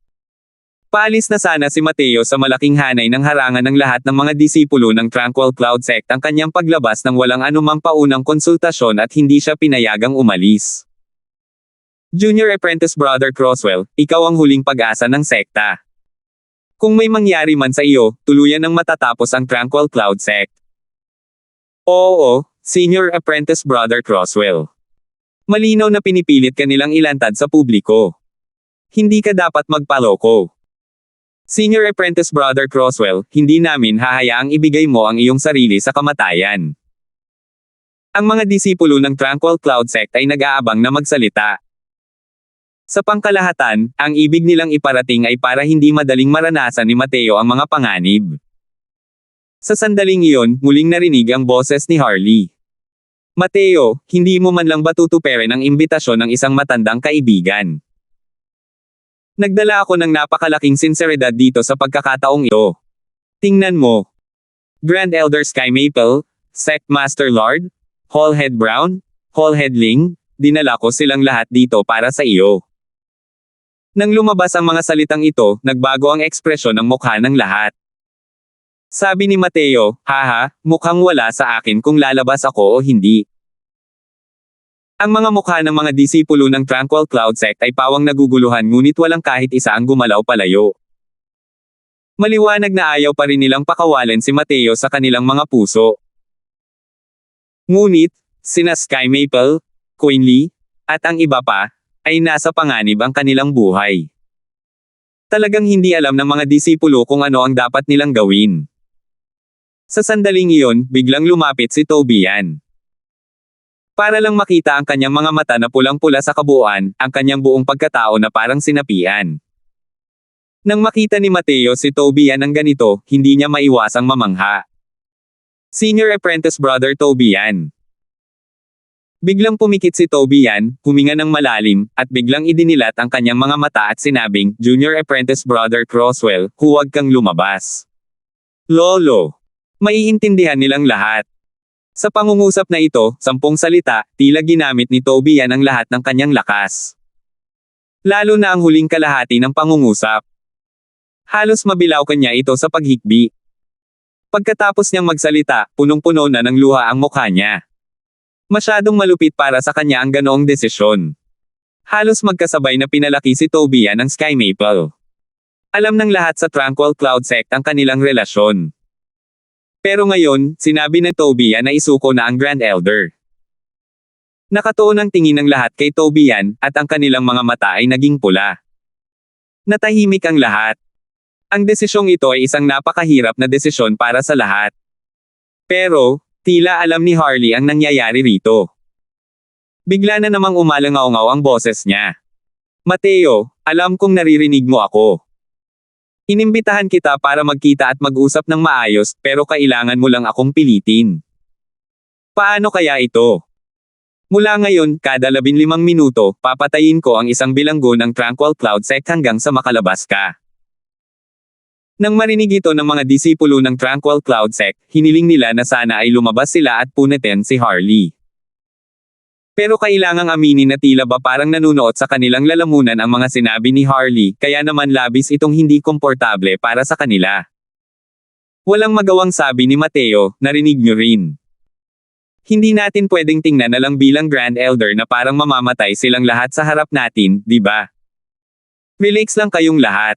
Babalik ako agad. Walang mangyayari. Gumalaw ang figure ni Mateo at nilampasan ang grupo ng mga disipulo ng Tranquil Cloud Sect. Ngunit, sa oras na ito, isang figure ang hamarang sa harap niya. Si Tobian nga iyon. Mateo, hindi naman sa natatakot ako sa kamatayan, pero ang paghahangad ng kamatayan ng ganito ay talagang hindi sulit. Kahit sino sa amin ay maaaring mamatay, ikaw lang ang hindi makakagawa. Kung wala ka, ang Tranquil Cloud Sect ay tuluyang mawawalan ng pag-asa na makapaghiganti. Determinadong sabi ni Tobian. Naantig ang puso ni Mateo, ngunit nakangiti niyang sinabi, Senior Apprentice Brother Toby yan, makakaasa ka. Hindi ako susubok ng kamatayan. Malinaw na malinaw kay Toby yan ang karakter ni Mateo. Maliban na lang, ang Sect Protecting Grand Array ang huling sukatan ni Mateo. Paano niya magagawang maniwala sa mga sinabi ni Mateo? Kahit na makalusot si Mateo sa Sea Transformation Realm, hindi rin posible na maging katapat ni Morgan. Ang paglabas ng ganito, ano pa ba iyon kundi ang paghahanap ng kamatayan? Junior Apprentice Brother Crosswell, kung kailangan mong lumabas, patayin mo muna ako. Kung magpupumilit kang umalis, alam kong hindi kita mapipigilan, pero kaya kong magpakamatay. Gaya ng sinabi niya, itinaas ni Toby yan ang kanyang espada at itinutok ito sa kanyang leeg. Hindi inakala ni Mateo na magiging ganoon kadeterminado si Toby yan. Walang magawa niyang sinabi, Senior Apprentice Brother Toby yan, hindi talaga kita niloloko. Mahalaga ang oras. Magpaliwanag ka ulit sa'yo mamaya. Magkakasakit ako. Habang sinasabi niya, biglang kumislap ang figure ni Mateo, at agad na dumating sa harap ni Toby yan. Hindi man lang nakapag-react si Toby yan at natamba siya ni Mateo. Senior Apprentice Brother mo, tulungan mo akong alagaan si Senior Apprentice Brother Toby yan. Babalik ako agad, sabi ni Mateo. Pagkatapos magsalita ni Mateo, lumipad palayo. Mateo, mukhang wala ka ng pakialam sa buhay ng mga taong ito sa Tranquil Cloud Sect. Kung gayon, gagawa ako ng paraan. Tandaan mong maghanap ng tutulong sa pagkolekta ng kanilang mga bangkay maya-maya. Gawin mo na. Umalangaw-ngaw ang boses ni Harley sa buong Tranquil Cloud Sect. Tumigil. Isang boses ang narinig. Dahan-dahang lumitaw ang figure ni Mateo mula sa malaking hanay. Nang makita ni Harley si Mateo, hindi niya maiwasang ngumiti dahil nagtagumpay ang kanyang plano. Mateo, ang tagal na talaga nating hindi nagkita. Nakangiting sabi ni Harley. Malamig na sumangot si Mateo at sinabing, Humph. Harley, ikaw talaga. Huho, dapat ako na lang ang magsabi ng mga salitang ito. Hindi ko talaga inakalang makakatakas ka pala mula sa Fierce Gale World. Talagang hindi ka panipaniwala. Sabi ni Harley. Isang hanggal si Tommy. Ano ang kakaiba sa pagtakas mula sa mga kamay niya? Walang pakialam na tanong ni Mateo. Natigilan si Harley nang marinig iyon at nagtanong, sino si Tommy? Hindi mo nga alam ang mataas na pangalan ng emperador ng hangin at pinaghirapan mo pa ang lahat para sa kanya. Nalulungkot talaga ako para sa iyo. Sabi ni Mateo nang may mukhang awa. Kay Kamahalan, ang pangalan ng emperador ng hangin. Kayo. Nakilala na ninyo ang emperador ng hangin, Kamahalan. Wala na ang kahinahunan ni Harley gaya ng dati. Ang napalitan nito ay ang pagkamangha. Akala niya ay tinutugis si Mateo sa buong oras at ang pagtakas niya ay dahil lamang sa swerte. Pero ngayon, sinabi ni Mateo na nakilala niya ang emperador ng hangin at nakatakas pa nga mula sa mga kamay ng emperador ng hangin. Paano ito naging posible? Pagkatapos ay nanig niya si Mateo na walang pakialam na nagsabi, haha, hindi lang siya ang nakilala ko, ang kanyang matandang sarili. Yumuko pa sa harap ko para aminin ang kanyang kasalanan. 466. Nang marinig ang mga salita ni Mateo, hindi lang si Harley, lahat ng mga disipulo ng Purple Mansion Sect ay napuno ng galit. Pakiramdam nila ay iniinsulto ni Mateo ang kanyang kamahalan, ang emperador ng hangin. Paano nagawang paluhudin ng isang maliit na disipulo ng Tranquil Cloud Sect ang mataas at makapangyarihang Wind Emperor? Naging napakapangit ng ekspresyon ni Harley, at malamig niyang sinabi, Mateo, hinahamon mo ang baseline ko. Mukhang kung hindi kita ipapakitaan ng mga kulay, hindi mo na mararanasan ang sakit magpakailanman. Tara, mga kasama. Dalhin mo rito si Porterling at patayin mo siya. Tila walang balak magsalita ang Sect Master ng Purple Mansion Sect at iniwan ang lahat ng bagay dito kay Harley. Sa ilalim ng pamumuno ni Harley, si Porterling ay mabilis na dinala sa harap ng pormasayon ng dalawang martial artist ng Sea Transformation Realm. Nanlalamig pa rin ang itsura ni Porterling at itinulak siya ng dalawang martial artist sa Sea Transformation Realm. Pero ang ekspresyon niya ay puno ng katigasan ng ulo. Nang makita ni Mateo ang sitwasyon, nagbago ang kanyang mukha, at sinabi niya, Harley, nakalabas na ako. Ano pa ang kailangan mo? Malamig na ngiti ang sinabi ni Harley, ang kamahalan, ang emperador ng hangin, ay isang pinakamahalagang nilalang. Nangahas ka ngang sir-on siya ng ganito. Ito ang resulta ng paninirang puri mo sa kanya. Gaya ng sinabi niya, gumawa ng isang pagpuputol si Harley. Itinaas ng isang martial artist sa si Transformation Realm ang kanyang kamay at ibinaba ang kanyang espada nang hindi man lang kumukunot ang kanyang mga kilay. Namatay ng ganoon lang si Porterling. Nagngangalit sa galit si Mateo. Malinaw na hindi niya inakalang magiging ganito kay terminado si Harley para direktang pumatay ng mga tao. Ikinumpas ni Harley ang kanyang kamay. Pero sa pagkakataong ito, si Jack ang naalala. Mateo, sa tingin ko ay hindi mo pa rin alam kung paano isinasagawa ang inisyatibo ngayon. Tumingin si Harley kay Mateo nang may pagmamalaki. Napakapangit ng ekspresyon ni Mateo, at sinabi niya nang may malamig na pagsinghot, Harley, huwag kang masyadong lumayo. Haha. Noong ginamit mo ang Grand Array para patayin ang 3 Grand Elder natin, bakit hindi mo sinabi ang mga salitang ito? Hindi ko talaga inaasahan na maaasahan mo pala ang isang Grand Array para gumana ng ganito. Sa totoo lang, kung hindi lang dahil sa hula ko na nakabalik ka na, hindi ko talaga irerekomende sa Sect Master ang mga ganitong paraan. Sa tingin ko, dahil sa personalidad mo, malamang hindi ka titingin ng pasibo habang namamatay ang ilan sa kanila sa harap mo, di ba?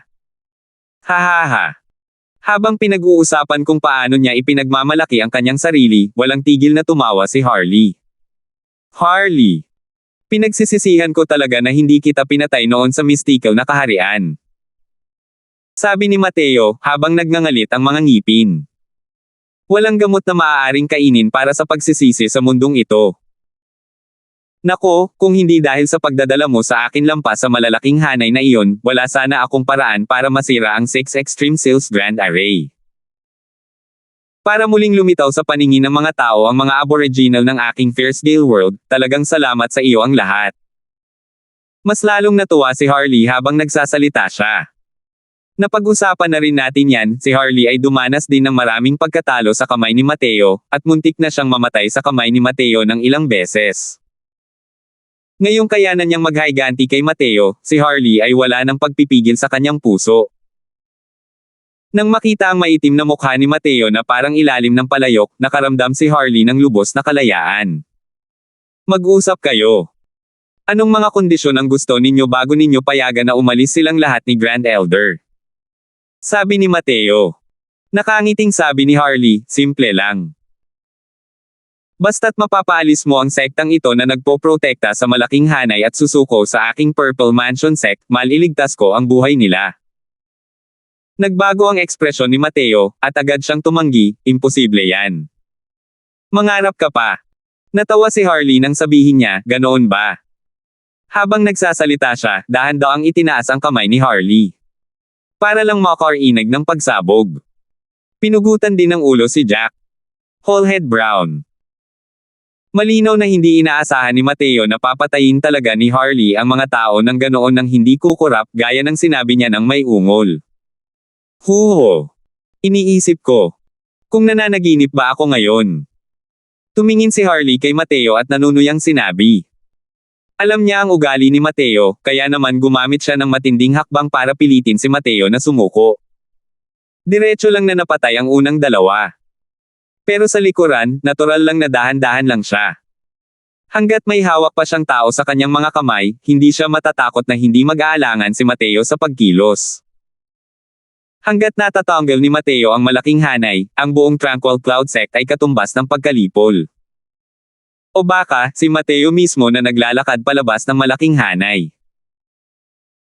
Naniniwala si Harley na hanggat ang sektang ito na nagpoprotekta sa malaking hanay ay hindi pinangungunahan ni Mateo, gamit ang lakas ni Morgan, tiyak na madali niya itong malalampasan. Ang kailangan niyang gawin ay gulatin ang isip ni Mateo, at mawala sa normal niyang paghuhusga. Ngayon, ang plano niya ay halos nagtagumpay na. Kasalukuyang may galit na mga mata si Mateo. Malayo sa normal na pakiramdam na parang kalmado at kalmado. Sa pagkakataong ito, muling ikinumpas ni Harley ang kanyang kamay. Ang nabanggit sa pagkakataong ito ay si Sectmaster Quinley. Mateo, gusto mo pa rin bang gawin yun? Malamig na sabi ni Harley. Ang kasalukuyang Harley ay parang isang soberano na binaliwala ang lahat ng buhay, hawak ang kapangyarihan ng buhay at kamatayan ng mataas na antas ng Tranquil Cloud Sect. Malungkot na ang kasalukuyang kutis ni Mateo. Binigkas niya ng salita-salita, ikaw. Nanliligaw. Kamatayan. Gaya ng sinabi niya, lumabas si Mateo mula sa sekta ng Tranquil Cloud Sect habang pinuprotektahan ang malalaking hanay ng mga sundalo, dala ang mga lumulutang na talulot ng bulaklak na pumuno sa buong kalangitan. Nang makita ang eksenang ito, hindi na bahala si Harley, sa halip ay natuwa siya. Sa wakas ay hindi nakatiis si Mateo at lumabas na mismo sa engranding hanay. Kahit na nababahala siya dahil sa lakas ng mga atake ni Mateo, dahil nandito si Lord Sectmaster, ano ang magagawa ni Mateo sa kanya? Pulang-pula ang mga mata ni Mateo, parang sinapian siya ng matinding emosyon. Ang Thousand Flowing Petals ay may taglay na nakakapigil hiningang kapangyarihan habang unti-unti itong lumalapit kay Harley. Walang ekspresyong tiningnan ni Morgan ang pag-uusap ni na Mateo at Harley hanggang sa sandaling iyon, at kitang-kita sa mga mata niya ang matinding gulat. Ang lakas ng galaw na ito ay napakalakas. Ito pa rin ang unang beses na nakita niya ang ganitong henyo mula sa bibig ni Harley. Nang makita niya ito sa unang pagkakataon kanina, tila wala rin itong kakaibang katangian. Pero nang makita niya ang eksenang ito, sa wakas ay naunawaan ni Morgan na hindi naman pala masyadong mataas ang tingin ni Harley kay Mateo. Sa totoo lang, napakababa nito. Base pa lang sa galaw na ito, si Mateo ay sadyang walang kapantay sa loob ng Sea Transformation Realm. Gayunpaman, ang binatang ito ay isa lamang first level Sea Transformation Realm. Ang galing, ang tibay sa pakikipaglaban, nakakamangha hanggang sa makaramdam ang mga tao ng pagkasakal. Gayunpaman, isang bahid ng malupit na ngiti ang sumilay sa mukha ni Morgan. Mas mahuhusay na henyo pa ang titigil dito ngayon. Matagal nang nakatayo si Mateo sa loob ng malaking hanay. Nag-iingat si Morgan sa malaking hanay. Kaya naman nagmamasid siya sa tabi nito sa buong oras. Ngayong nakalabas na si Mateo sa sect na nagpoprotekta sa malaking hanay, wala nang dapat ikatakot si Morgan. Si Harley ay isang walang kapantay na henyo sa nakababatang henerasyon ng Purple Mansion Sect. Nang makarating siya sa Fierce Gale World sa pagkakataong ito at makuha ang kanyang kamahalan, ang kaloob ng Wind Emperor, ang kanyang lakas ay lalong bumuti ng husto. Pero, kahit ganito, hindi pa rin siya ang katapat ni Mateo. Natural lang na hindi papanoorin ni Morgan si Mateo na patayin si Harley nang walang pakialam. Kaya naman, kumilos na siya. Papalapit na ng papalapit si Mateo kay Harley. Hindi na maaaring mas matindi pa ang pagkamangha ni Harley. Nakaramdam siya ng matinding pressure. Ang atake ng isang first level Sea Transformation Realm ay kayang magbigay sa kanya ng napakalaking pressure. Pero hindi gumawa ng anumang depensa si Harley. Alam niyang tiyak na gagawa ng hakbang si Morgan. Hanggat lumalabas si Mateo sa Grand Array, wala na siyang pagkakataong bumalik. Harley, ikaw ang naghahangad ng kamatayan. Hindi ako masisisi. Tila baliw na sabi ni Mateo. Sa kasalukuyan, si Mateo ay nakarating na sa Sea Transformation Realm. Ang kapangyarihan ng Thousand Flowing Petals ay umakyat pa ng isa pang hakbang. Ang mga nakakatakot na lumilipad na talulot ay humampas patungo kay Harley. Sa mismong sandaling iyon, isang nakapangangilabot na kamahalan ang biglang bumaba. Isang puting liwanag na halos kasing laki ng isang mangkok ang bumagsak mula sa langit, direktang tumama sa katawan ni Mateo. Hindi man lang nagwang sumigaw ni Mateo at nalipol siya sa galaw na ito. Tiningnan ni Harley ang eksenang ito nang may ekspresyon ng tuwa at labis na nasiyahan. Sa wakas ay namatay na rin ang lalaking ito. Ngunit, sa sandaling iyon, nagbago ang ekspresyon ng mukha ni Morgan. Sumigaw siya, Harley, mag-ingat ka. 467. Sa lohikal na pagsasalita, dahil nalipol si Mateo, agad ding mawawala ang kanyang galaw. Ngunit, ang mga lumilipad na talulot na tumatakip sa kalangitan ay wala talagang kahit kaunting bakas ng pagkalat. Sa halip, bumilis ito at lumipad patungo kay Harley. Nang makita ni Harley ang sitwasyon, hindi mapigil ang magbago ng husto ang ekspresyon ng kanyang mukha. Hindi rin inaasahan ni Morgan ang ganoong resulta at hindi niya maiwasang mamatlas sa takot. Yumigtad ang kanyang anyo, at naglaho mula sa orihinal nitong pwesto. Pero, huli na rin naman. Kahit mabilis ang bilis ng isang late-stage Soul Sea Realm, ang paggalaw niya sa oras na ito ay malinaw na mas mabagal ng isang ritmo. Mabilis na binalot ni Harley ang mga kumpol ng talulot ng bulaklak. Sect Master, iligtas mo ako. Naramdaman na niya ang lakas ng galaw na ito ngayon lang. Pero saka lang niya napagtanto kung gaano ito kitikot nang harapin niya ito ng harapan. Kahit anong paraan niya pa ilabas ang kanyang mga galaw, wala itong paraan para harangan ang pagpasok ng mga talulot ng bulaklak. Humahagulgul. Humahagulgul. Humahagulgul. Sa isang kisap mata, ang mga talulot ng bulaklak ay nabasag ang enerhiya ng kanyang protection na asensya at hiniwa ang kanyang katawang laman. Harley. Nang makarating si Morgan, nanghihina na si Harley sa lupa, hindi alam ang kanyang buhay at kamatayan. Namumula sa galit ang mukha ni Morgan habang hindi makapaniwalang nakatingin sa eksenang ito. Isang first level si Transformation Realm ang talagang nagtagumpay sa pag-atake kay Harley sa harap mismo ni Morgan. Malinaw na natama na ni Mateo ang ginawa niya kanina. Kung isasama pa lang ang katotohanang isa lamang si Mateo sa first level si Transformation Realm, kahit ang isang first level Soul Sea Realm ay dapat na mas patay na. Pero bakit hindi nawala ang galaw ni Mateo? Mabilis na iniangat ni Morgan ang kanyang ulo, tumingin sa paligid, sinusubukang hanapin ang profile ni Mateo. Gayunpaman, nasaan ang anino ni Mateo? Parang ngayon lang siya sumabog sa ere. Ang ganitong uri ng pakiramdam ay lubhang hindi kapani-paniwala. Hindi pa nakaranas si Morgan ng ganitong sitwasyon noon. Biglang nagbago ang ekspresyon ng mukha ni Morgan. Isang figure ang unti-unting nabuo sa harap niya. Si Mateo mismo ang kanyang pinatay noon. Sumulyap si Mateo kay Harley nang walang pakialam, saka bumagsak sa lupa at bumaantong hininga, sayang naman. Masyado akong naubos ang enerhiya ng asensya sa huli. Ang pagpatay sa iyo ngayon ay isang uri ng kakayahang hindi ko kayang gawin. Isipin mo na lang na may iba ka ng buhay. Habang nakatingin kay Mateo sa hindi kalayuan, si Morgan ay labis na naguluhan. Paano nga ba nakaiwas si Mateo sa kanyang atake kanina? Hindi may kikailang ganoong pakiramdam kanina. Talagang tinamaan niya si Mateo. Isang first level si Transformation Realm ang nakatanggap ng isang ganap na atake at tuluyang tumayo sa harap niya ng walang galos. Anong klaseng sitwasyon ito? Likas na nagbabalak at nagkalkula si Morgan. Nang makitang lumitaw muli si Mateo, hindi siya agad kumilos. Sinuri niya ang paligid ngunit wala siyang natuklasang kakaiba. Saan nga ba nangyari ang problema? Nako, paano mo nagawa yun? Biglang nagsalita si Morgan para magtanong. Bahagyang inangat ni Mateo ang kanyang ulo, tumingin kay Morgan, at sinabing, gusto ko sanang gawin iyon, kaya ginawa ko rin. Hindi mo ba isinaalang-alang ang bawat posibleng posibilidad? Hulaan mo kung ano ang ibig sabihin ng paggawa ko noon. Kumunat ang noo ni Morgan. Mukhang wala naman talagang kinatatakutan si Mateo. Malinaw na hindi siya natatakot na kumilos si Morgan. Humph! Nagpapanggap kang misteryoso. Mapunta ka sa impyerno. Nagunat si Morgan ng isang palad at muling pinatay si Mateo. Ang pakiramdam ay eksaktong katulad ng dati. Ang Mateo sa harap ng kanyang mga mata ay parang patay na patay.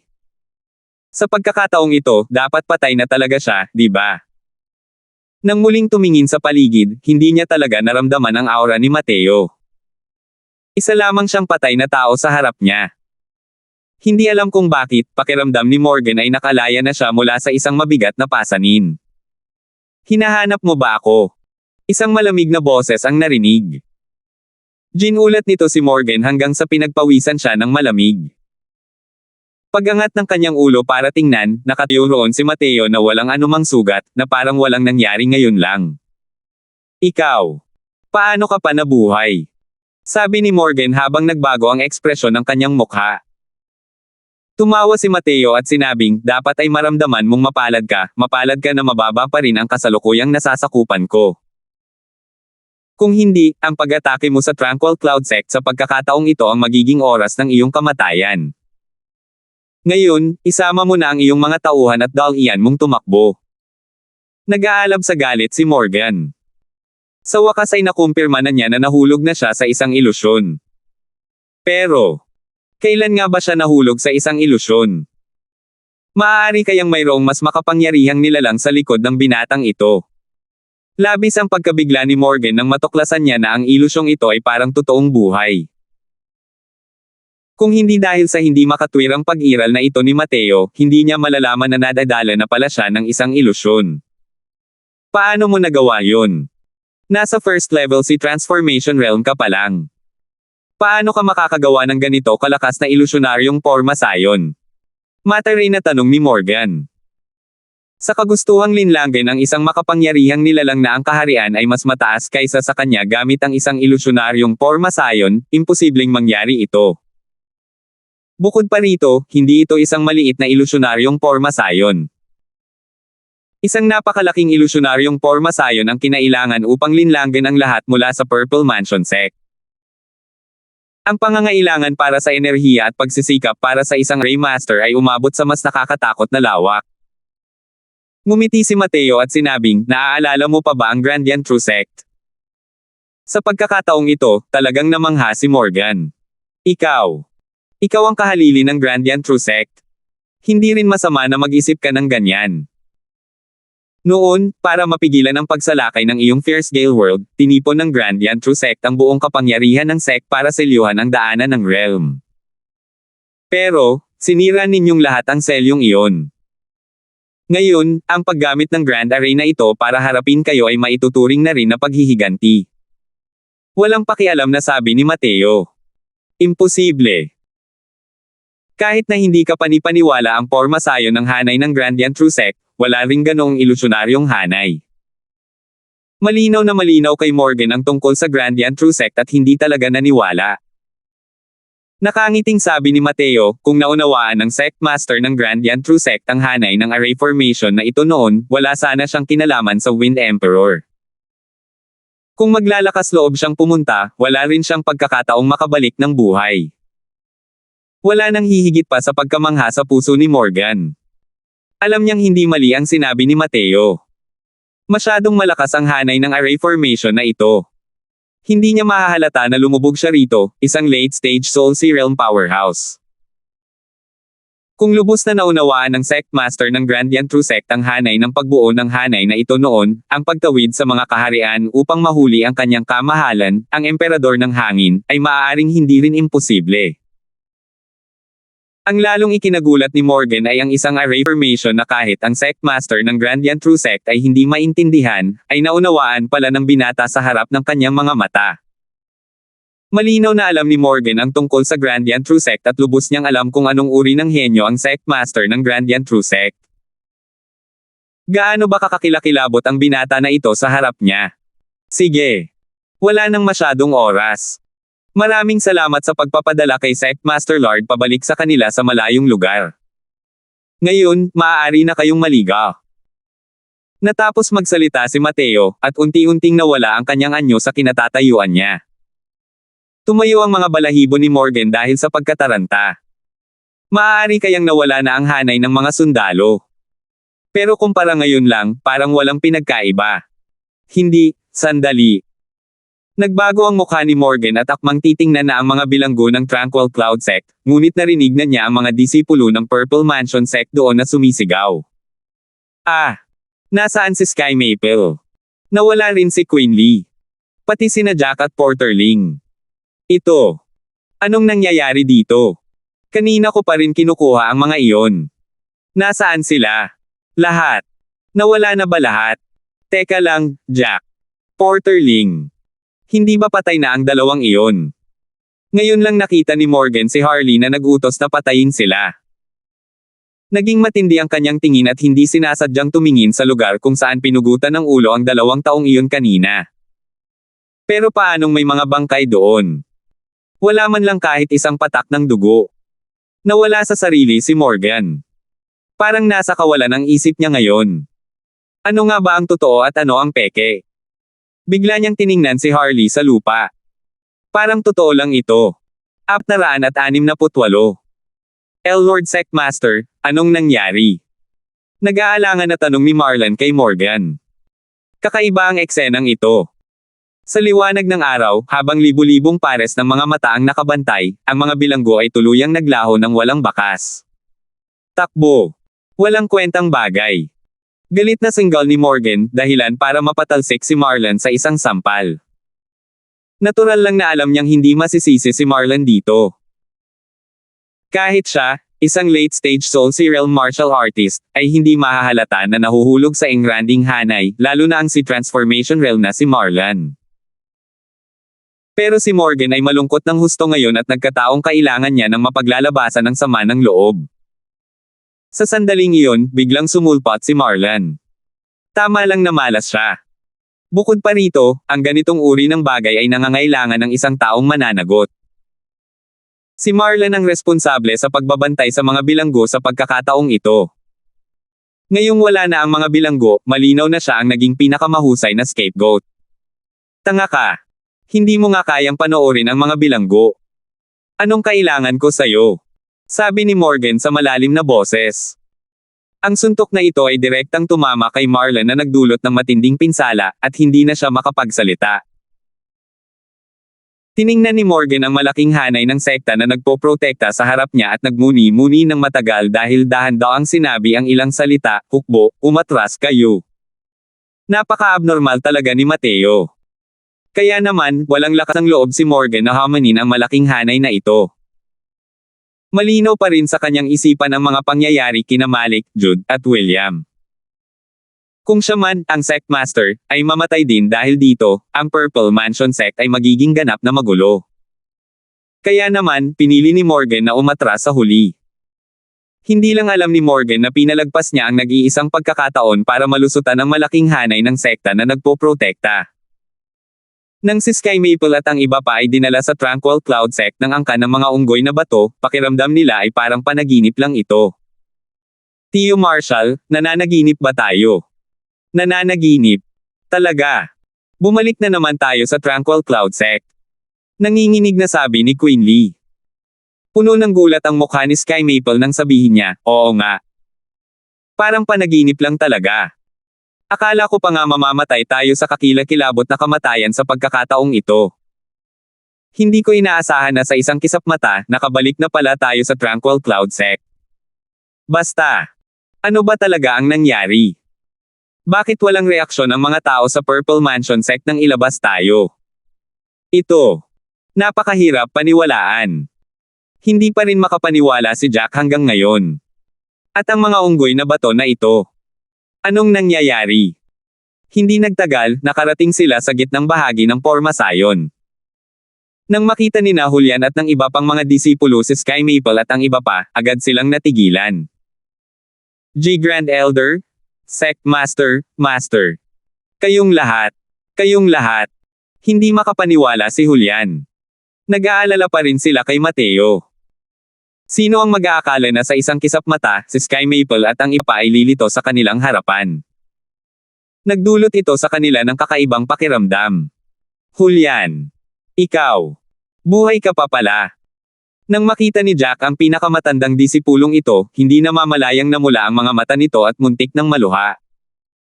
Si Sky Maple at ang iba pa ay natulala rin sa gulat. Noong una, inakala nilang si Julian ang namatay sa mistiko na kaharian. Ngayon, nakabalik silang ligtas. Bukod pa rito, bumuti na ang kanilang lakas. Julian, ikaw kaya ang nagligtas sa amin? Gulat na tanong ni Jack. Umiling si Julian at sinabing may mapait na ngiti, paano tayo magkakaroon ng ganitong kakayahan? Sa mahigit isang buwan na ito, si Mateo lang ang nag-iisa sa sitwasyon. Mateo. Nasaan siya? Gulat na bulalas ni Jack. Nagpalitan ng tingin sina Sky Maple at Queen Lee at pareho ang naisip. Si Mateo nga yun. Sa totoo lang, sa Towering Peak, mayroon ng mga haka-haka ang dalawa sa kanilang mga puso. Ngunit nang marinig mismo nila ang sagot ni Julian ngayon, parang natigilan pa rin sila sa pagkabigla. Mateo siya. Medyo nag-aalangan na sabi ni Julian. Hindi niya talaga alam kung saan nagpunta si Mateo. Sa lohikal na pagsasalita, dahil nailigtas niya si Sky Maple at ang iba pa, dapat sana ay bumalik na si Mateo. Ngunit hindi na nagpakita si Mateo pagkalipas ng mahabang panahon. Puwersahang ipinatupad ni Mateo ang Greater Confounding Formation. Sa kasalukuyan, ang kanyang essence energy at soul force ay lubos na natupok at siya ay nawalan na ng malay. Sa oras na ito, isang napakagandang figure ang lumitaw sa paning ng lahat. Si Megan mismo iyon. Bagamat pangit ang hitsura ni Megan, matapos ang madalas na pakikipag-ugnayan, ang bawat kilos niya ay may marangal na kagandahan. Ang mga disipulo ng Tranquil Cloud Sect ay hindi talaga makapagdulot ng anumang pagkasuklam sa kanya. Ano? Mateo siya. Ayos lang ba siya?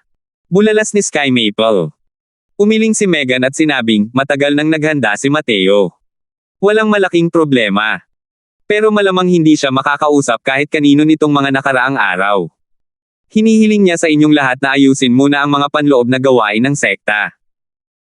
Pagkatapos niyang umalis sa pag-iisa, natural lang na makikipagkita siya sa inyo. Tama, umatras na ang Purple Mansion Sect. Ligtas pa naman ang Tranquil Cloud Sect sa ngayon. Gaya ng sinabi niya, namangha rin ang puso ni Megan. Halos lahat ng bagay ay isinaalang-alang ni Mateo.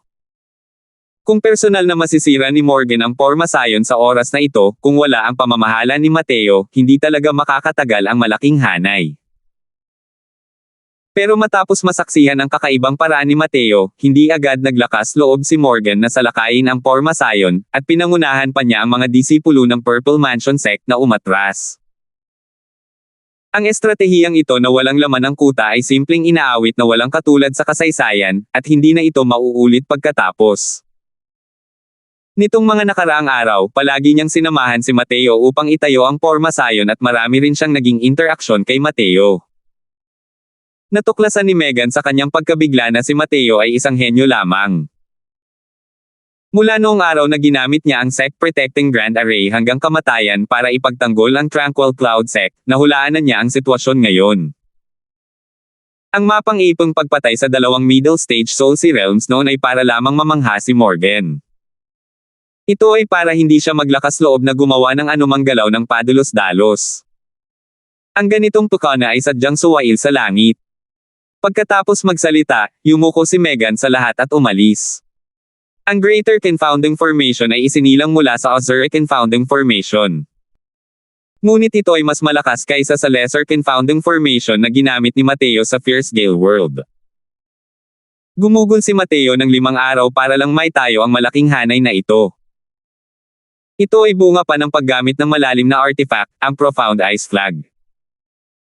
Simula nang lumabas si Mateo sa kanyang pag-iisa, nawawala siya ng ilang panahon araw-araw. Ito ay para pumunta sa harap ng mga gate upang itayo ang Greater Confounding Formation. Mahusay na pinag-ugnay ni Mateo ang Sect Protecting Grand Array at ang Greater Confounding Formation. Bukod pa rito, napakalawak ng saklaw ng pag-setup. Ang Profound Ice Flag na ito ay talagang isang kataas-taasang kayamanan ng formation path. Dapat ito ang kayamanang iniwan ni Leonardo para sa sect bago umakyat. Ang paggamit nito para iset up ang Grand Array ay talagang doble ang resulta kahit kalahati lang ang pagod. Dahil din sa tulong ng Profound Ice Flag kung kaya't nakumpleto ni Mateo ang pag-set up ng Greater Confounding Formation na ito at nailunsad ito. Ang Profound Ice Flag at ang Greater Confounding Formation na nagmula sa Azure Confounding Formation ay karapat-dapat na maging mga kayamanan ng Supreme Lower Realm na iniwan ng Grandian Divine King. Bukod pa rito, ang pagsasama-sama ng dalawang bagay na ito ay talagang may hindi may lalarawang lakas. Maaari nitong gawing mahulog si Morgan, isang eksperto sa ganoong antas, sa malaking hanay ng hindi namamalayan. Sa kasalukuyang lakas ni Mateo, ang pag-deploy at pagpapanatili ng malaking hanay na ito ay masyadong malakas pa rin. Dagdag pa rito, sa pilitang ginamit pa niya ang 1,000 flowing petal sa huling sandali at malubhang nasugatan si Harley. Ito rin ang dahilan kung bakit mas lumakas ang kanyang konsumo. Pagkaalis ni Megan, sinabi ni Sky Maple kasama si Julian, halika, Julian. Makipag-usap ka sa akin ng maayos tungkol sa mga karanasan mo nitong mga nakaraang buwan. Tumango si Julian bilang pagkilala at ikinwento ang iba't ibang pangyayaring naganap sa panahong ito para kay Sky Maple at sa iba pa. Noon lang nalaman ni Sky Maple at ng iba pa ang eksaktong uri ng insidente ng pagyanig sa langit na nangyari nitong mga nakaraang buwan. Kahit na nakakulong sila sa Heavenly Sky sect nitong mga nakaraang araw, labis silang naguguluhan sa buong oras. Hindi nila alam kung paano nagkaroon ng ganitong lakas ang Purple Mansion sect. Ngayon lang nila napagtanto na mayroon palang isang nilalang na tulad ng Fierce Gale World. Nang marinig nila kung paano napatay ni Mateo ang tatlong powerhouse ng Soul Sea Realm gamit ang Sect Protecting Grand Array, nagulat sila hanggang sa muntik ng laglag ang kanilang mga panga. Ang titulo ay nagmula sa mga Novaria Estratehiya ng 36. Nangangahulugan ito ng panluloko sa kaaway sa pamamagitan ng paglalagay ng isang matapang na harapan upang itago ang isang mahinang depensang lungsod. 469. Napigilan ni Mateo ang pagbagsak ng buong Southern Domain gamit lamang ang kanyang lakas. Kay gandang tagumpay. Nang marinig ang pagsasalaysay ni Julian, si Sky Maple ay napabuntong hininga ng taos-puso sa paghanga. Alam niyang napakataas ng talento ni Mateo. Pero hindi niya inakalang ganoon pala kataas ang kakayahan nito. Nang makulong sila ni Sky Maple ng Purple Mansion sect, inakala ng bawat isa sa kanila na tapos na ang Southern Domain. Sino ang mag-aakala na ang mga landas ay paikot-ikot sa mga tagaytay ng bundok, at ang mga bagay-bagay ay bumuti? Isang Crystal Formation Realm na si Mateo ay kayang paatrasan ang Purple Mansion sect ng 3 beses ng magkakasunod. Oo. Kung hindi dahil sa nasaksihan mismo ng sarili kong mga mata, hindi ako maglalakas loob na maniwala. Si Julian mismo ay napuno rin ng emosyon. Sa oras na ito, biglang nagbago ang mukha ni Sky Maple, at sinabi niya, "Julian, bakit? Hindi ko nakikita si Toby yan." Hindi pa humihina ang boses niya nang biglang sumulpot si Toby yan at balisang sinabi, "Lolo." Hindi naman malakas ang suntok ni Mateo. Nagising lang si Toby yan sa maikling panahon. Nang marinig niyang nailigtas ni Mateo ang lahat, mabilis siyang tumakbo papunta rito. Nang makita si Sky Maple, si Toby yan ay labis na nabalisa at tuluyang napaluha. Nang makita ni Sky Maple si Toby yan, tumulo rin ang mga luha sa kanyang matandang mukha. Nitong mga nakaraang araw, inakala ni Sky Maple na namatay si Toby yan sa mystical na kaharian, at ang buong pagkatao niya ay labis na pagod. Ngayon, nang makitang ligtas at maayos ang kanyang apo, nakaligyan nito ang buhol sa kanyang puso. Sa tabi, si Quinley, ang mga matataas na opisyal ng sekta, pati na rin ang mga disipulo, ay hindi napigil ang maluhan nang makita ang eksenang ito. Sa panahong ito, ang puso ng lahat ay labis na nalungkot. Nawasak ang sekta. Ang mga taong ito ay pawang nagpapasa ng napakalaking psikolohikal na pasanin. Pagkatapos nilang bumalik sa Tranquil Cloud Sect, nakaligtas sila sa isang kalamidad. Maari man lang nilang garantyahan na hindi mabubura ang mga turo ng sekta. Si Quinley at ang iba pa ay nakahinga ng maluwag. Pagkatapos ng kaunting kwentuhan, hinailan ni Sky Maple si Toby yan palapit at maingat na sinuri ito. Ang ngiti sa kanyang mukha ay unti-unting napalitan ng pagkamangha. Natuklasan ni Sky Maple na ang mga mata ni Toby yan ay naglalabas ng liwanag. Si Toby yan na nakatayo roon ay parang isang matalas na espada na hindi pa rin nababalutan ng laman, tila ibang-iba na sa dati. "Toby yan, ikaw." Gulat na sabi ni Sky Maple. Namumula ang ngiti ni Toby yan. Hindi niya lubos na maihipan ang sarili niyang trompeta. Ngunit nakangiting sinabi ni Julian, Grand Elder, Sect Master, na unawaan na ni Toby yan ang tunay na layunin. Ang ating Tranquil Cloud Sect ay may pag-asa para sa muling pagkabuhay. Nagtama ang tingin ni Sky Maple at Quinley habang hindi makapaniwalang nakatingin kay Toby yan. "Toby yan, totoo ba ang sinabi ng senior apprentice mo na si brother mo?" Gulat na sabi ni Sky Maple. Tumango si Toby yan ang nakangiti. Nagpalitan ng tingin sina Sky Maple at Quinley, ang pagkabigla ay unti-unting naging isang kaaya-ayang sorpresa. "Hahaha. Magaling. Magaling.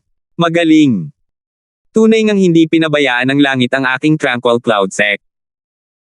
Hindi ko akalain na ang aking Tranquil Cloud Sect ay maaaring magkamit ng kapalaran mula sa isang sakuna at talagang hayaan si Little Yu na maunawaan ang isang tunay na layunin."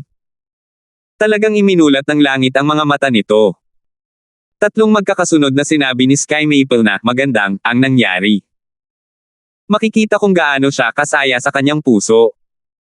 Ang Tranquil Cloud Sect ay nagbunga ng isang junior na nakaunawa sa tunay na layunin.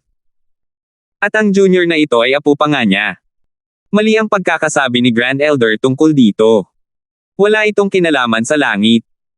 Naunawaan ko ang tunay na layunin ng lubusan dahil kay Mateo. Nakangiting sabi ni Tobian. Natigilan sina Sky Maple at ang iba pa at hindi mapigil ang mausisa. Bakit si Mateo na naman? Ikinwento ni Tobian ang insidente ng pag-ukit ni Mateo ng mga karakter sa espada, na nag-iwan kay Sky Maple at sa iba na walang masabi ng matagal. Mundo ng mabangis na Gale, ang kaibuturan ng palasyo ng hari ng Central Capital. Isang martial artist na nakasuot ng itim na roba ang nakaupo sa trono, habang ang isa pang tao ay nakaluhod sa harap niya. Kung may mga tao rito, siguradong tatama ang mga panga nila sa lupa sa gulat. Ang mataas na emperador ng hangin, si Tommy, ay nakaluhod pala sa harap ng lalaking ito. Tommy, talagang binaigo mo ng husto ang upuang ito. Umalangaw-ngaw ang boses ng lalaking nakaitim na damit sa buong palasyo, na nagbigay sa mga tao ng kakaibang pakiramdam. Ang walang kapantay at mapang-ipong si Tommy ay parang isang masunarang kuting sa oras na ito.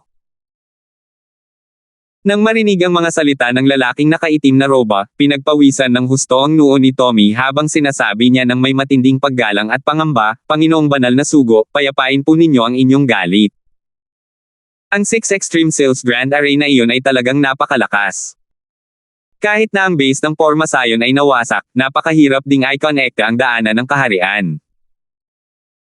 Malamig na ngiti ang sinabi ng lalaking nakaitim na roba, paano magiging ganito ang naiisip mo, isang maliit at walang hangganang kaharian, ang hanay ng mga sundalong iniwan ng Grandian Divine King. Mabuti na lang at ang mga inapo niya ay pawang mga walang kwentang tao. Kung hindi, hindi ninyo malalaman kung paano kayo namatay. Pero ayokong makinig sa mga dahilan. Kung ipagpapaliban ninyo ang bagay na ito, at isisi ng mga nakatataas ang resulta, alam ninyo ang tungkol kay Warwick. Pagkarinig sa mga salitang ito, hindi sinasadyang nang inig si Tommy, tumutulo ang pawis na parang ulan. Panginoong banal na sugo, makatitiyak po kayo. Aalis ako agad para personal na pagdugtungin ang daanan ng kaharian. Gayunpaman, magsalita ka agad kung may sasabihin ka. Huwag kang magpadalos-dalos. Malamig na ungol ng lalaking nakaitim ang damit. Oo. Ganito kasi, isang babaeng may napakalakas na lakas ang nagmula sa walang hanggang mundo. Si Subordinate. Hindi niya katapat si Subordinate. Nag-aalangan na ikinwento ni Tommy ang mga pangyayari noong araw na iyon. Ngunit natahimik ang lalaking nakaitim matapos itong marinig. Hindi nagsalita ang lalaking nakaitim na damit. Hindi rin naglakas loob na sumingit si Tommy. Lumuhad lang siya roon, tahimik na hinihintay ang lalaking nakaitim na damit. Pagkaraan ng mahabang panahon, biglang bumukas ang bibig ng lalaking nakaitim na damit at nagsalita, sinasabi mo bang marunong ang babaeng iyon ng ocular arts? Sumulyap lang siya sa iyo, tapos na-control ka niya. Oo. Hindi kayang linlanggan ng nasasakupan ng banal na sugo. May iba pang mga tao pa rin na nakakaalam tungkol sa pangyayari sa araw na iyon. Sige. Sa sinabi mo, naiintindihan ko na ang lahat. Mag-iisip ako ng mga paraan para malutas ang bagay na ito. Tuloy ang lahat ayon sa orihinal na plano. Kung maantala pa ito, alam mo na ang kahihinatnan. Isa pa, huwag mong guluhin ang Alchemist Association. Hanggat hindi nila maaapektuhan ang mga plano natin, hayaan mo na lang sila, malamig na ungol ng lalaking nakaitim ang roba. Oo. Tiyak na gagawin ng nasasakupan ang lahat ng aking makakaya upang maisakatuparan ang gawaing itinagubilay ng banal na sugo. Sabi ni Tommy. Humph. Sana nga. Sige, hindi nararapat na magtagal ako sa lugar na ito. Good luck sa iyo. Tulad ng sinabi niya, tumayo ang lalaking nakaitim. Isang maliwanag na pinto ang lumitaw sa harap niya. Hukbang paarap ang lalaking nakaitim na roba at pumasok at tuluyang naglaho. Nang makitang nawala ang lalaking nakaitim na damit, saka lamang nakahinga ng maluwag si Tommy. Natuklasan niya na para siyang hinayla palabas ng tubig, basang-basa. Tumingin si Tommy sa bakanteng espasyo. Hindi rin niya tiyak kung ano ang iniisip niya. Maya-maya lang, saka lang niya pinagalitan ang sarili at sinabing, "Oh Warwick Salter. May dala kang lobo dito sa bahay." Itinaas nila ang Fierce Gale World sa isang maliit na mundo, pero tayo ang naging aso nila. Hinding-hindi. Hindi ko dapat sundan ang mga yapik ni Warwick. Ang emperador ng hangin ay palaging mataas at matayog sa harap ng lahat. Sino ang mag-aakala na mayroon pala siyang ganitong katangian? Bukod pa rito, malamang, walang mag-aakala na ang dating emperador ng hangin, si Warwick, ay hindi umakyat sa banal na kaharian. Sa halip, siya ay nalipol ng mahiwagang organisasyong ito. At ang kasalukuyang Tommy ay muling humahakbang sa landas ni Warwick. Pagkalipas ng 3 araw, sa wakas ay lumabas na si Mateo sa lihim na silid. Sina Sky Maple, Queen Lee, at ang iba pa, ay matagal nang naghihintay sa labas. Grand Elder, Sect Master Lord, Hallhead Brown, matagal na tayong hindi nagkita. Nang makita ang mga taong ito, labis na napuno ng emosyon si Mateo. Nagpalitan ng tingin sina Sky Maple at ang iba pa, at sabay-sabay silang yumuko kay Mateo. Dali-daling inalalayan ni Mateo si Sky Maple at sinabing, "Grand Elder, Sect Master Lord, bakit ninyo ginagawa ito?" Bumantong hininga si Sky Maple, "Mateo, ang Tranquil Cloud Sect ay makakapagligtas lamang sa ating mga turo ng Dao mula sa pagkalipol sa pamamagitan ng pagtanggap ng iyong dakilang biyaya. Ako, si Sky Maple, bilang Grand Elder ng Tranquil Cloud Sect, ay muntik nang maging sanhi ng pagkawasak ng sekta. Hindi ko talaga maisip kung paano ka pasasalamatan, kaya ang tanging magagawa ko lang ay ang yumuko sa iyo."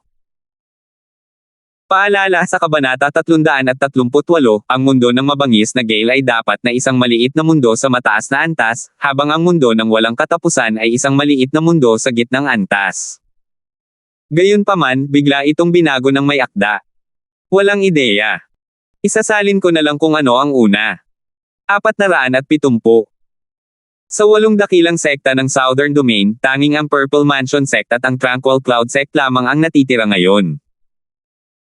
Para sa Tranquil Cloud Sect na mapanatili ang kanilang mga turo ng Dao at mapangalagaan ang kanilang sekta mula sa pagkawasak, masasabing isang himala ito. Napakaraming ginawa si Mateo para sa sekta, ngunit tila wala silang may gaganti sa sekta. Masasabing nakakahiya ito. Kaya naman, pinag-usapan ito ni Sky Maple, Queen Lee, at ng iba pa, at sa huli ay nagpa siya pa ring lumapit at yumuko ng malaki kay Mateo, upang magpasalamat sa ngalan ng sekta. Walang magawang sabi ni Mateo, pinapatay ng Grand Elder si Mateo. Isa lamang akong disipulo ng Tranquil Cloud Sect. Simula nang pumasok ako sa sekta, natanggap ko na ang pangangalaga ng iba't ibang elder at kapwa apprentice. Paano ako makakatingin ng walang pakialam sa tabi kapag nasa problema ang sekta? Dito na nagtatapos ang bagay na ito. Hindi na dapat ito banggitin muli ng Grand Elder. Pagdating sa dulo, medyo naging mabigat ang tono ng boses ni Mateo, at nagpakita siya ng kaunting kalungkutan. Nang makita ni Sky Maple at ng iba pa ang reaksyon niya, nanlamig ang kanilang mga puso. Ang kapangyarihang lumalabas sa katawan ni Mateo ay talagang nagdulot sa kanila ng kawalan ng alam kung ano ang gagawin. Ngayon lang biglang natuklasan ni Sky Maple na ang binatang ito sa harap niya ay hindi namamalayang lumaki na at naging isang malaking puno, at kaya niyang protektahan ang sekta mula sa hangin at ulan. Dati, si Mateo ay isa lamang napakatalentadong junior disciple sa kanilang paningin. Maliwanag ang kanyang kinabukasan, ngunit medyo kulang ang kanyang lakas. Pero nang makitang muli si Mateo ngayon, laking gulat ni Sky Maple at Queen Lee na natuklasan nilang ang aura sa katawan ni Mateo ay hindi naman pala gaanong mas mahina kaysa sa kanila. Lalo na sina Jack at Porterling, ang kanilang mga iniisip at nararamdaman ang pinakamalalim. Dahil sa pagkakataong iyon, nakaramdam sila ng matinding kaba. Dahil dito, napagtanto nila na maaaring hindi pa sila ang katapat ni Mateo. Sa paggunita noong bagong pasok pa lang si Mateo sa sekta, pakiramdam nilang dalawa ay nananaginip sila. Sige, hindi na namin babanggitin. Mateo, sa tingin mo, sa pagharap sa pagsalakay ng Fierce Gale World, ano ang dapat nating gawin? Napansin din ni Sky Maple ang pagkailang at dali-daling iniba ang usapan. Hindi agad sumagot si Mateo. Inanyayahan niya sila sa nakatagong silid bago nagsalita ng mga salitang ikagulat ng lahat. Hindi maipagtatanggol ang Southern Domain. Habang hindi pa lubusang nagkakaugnay ang daanan ng kaharian, dapat nating samantalahin at ilipat ang buong sekta sa Hilaga, malamig na sabi ni Mateo. Ano? Ilipat ang buong sect move. Pero, nagulat si Jack sa takot sa mga sinabi ni Mateo. 3 beses na magkakasunod na nilabanan ng Tranquil Cloud Sect ang malalaking hukbo ng Purple Mansion Sect at halos hindi nila nabantayan ang kahit isang piraso ng banal na lupain. Ngayon, kailangan na talaga nila itong itapon. Bagamat ang mithiin ni na Jack at ng iba pa ay ang bumalik sa Northern Domain, lumaki sila sa Southern Domain. Biglang narinig ang balitang ito, medyo nasanay pa rin sila. Hallhead Brown, huwag kang mag-alala tungkol sa wala. Makinig ka sa sasabihin ni Mateo hanggang sa huli. Mas kalmado si Quinley habang sinisisi niya si Jack. Nakangiting sabi ni Mateo, ang Tranquil Cloud Sect ay isa ng nag-iisang isla. Kapag lumitaw na ang mga eksperto ng Divine Traversing Realm, ang Tranquil Cloud Sect ang unang magpapusa ng matinding pinsala. Ang Yin Yang Turbid Heaven Grand Array ay isa lamang quasi-tier 5 Grand Array. Hindi nito kayang tiisin ang mga atake ng isang powerhouse ng Divine Traversing Realm. Pero, kung ganoon nga, bakit hindi ka lumipat pa Hilaga kanina Mateo? Bakit mo pa pinilit na panghawakan ang lupaing ito? Nagtanong si Quinley. Malamang na hindi pa rin alam ng mga pangunahing kapangyarihan ng Northern Domain ang pinagmula ng Purple Mansion Sect at iniisip na ang malaking pagbabago ng Southern Domain ay dahil lamang sa mga panoob na gawain ng Endless World. Hinaharangan ng Fierce Gale World ang balita sa buong panahon. Dito rin nakasalalay ang layunin. Huli na para maghanda ang Northern Domain ngayon. Kung ang Purple Mansion Sect ang mamumuno sa Southern Domain at maglalatag ng matibay na pundasyon para sa pagsalakay ng Fierce Gale World, mas lalong mahuhuli ang Northern Domain na hindi handa. Sa oras na iyon, dahil ginagamit ng Fierce Gale World ang Southern Domain bilang tantungan, malamang nawala ng lakas ang Endless World para sa isang labanan. Bukod pa rito, si Grand Elder, Sect Master Lord, at ang iba pa sa inyo ay nasa kamay pa rin ng Purple Mansion Sect. Paano tayo makakagalaw pa Hilaga ng walang maingat na pagsasaalang-alang? Paliwanag ni Mateo. Mahirap iwanan ang sariling bayan. Bukod pa rito, hindi pa rin malinaw na nauunawaan ni na Sky Maple at ng iba pa ang kapangyarihan ng Fierce Gale World. Nang marinig ang mga salita ni Mateo, medyo nag-aalangan pa rin silang nagsabi, hindi ba't ipinadala ninyo si Chester sa Northern Domain? Kapag nalaman nila ang balita, dapat silang umatake agad bilang ganti, hindi ba? Ang ating walang hanggang mundo ay sagana sa mga mapagkukunan.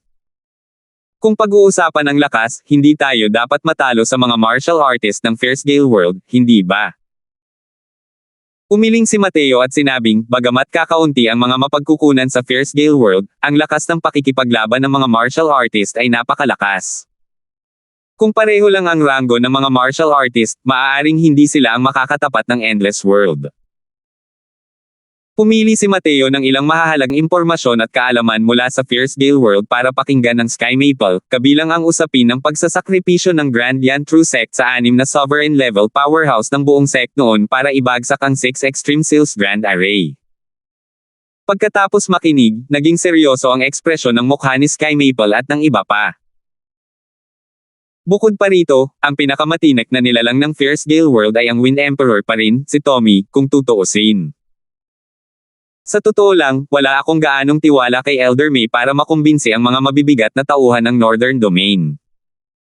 Kaya naman imposibleng umasa sa kanila na bubunutin ang Purple Mansion Sect mula sa ugat.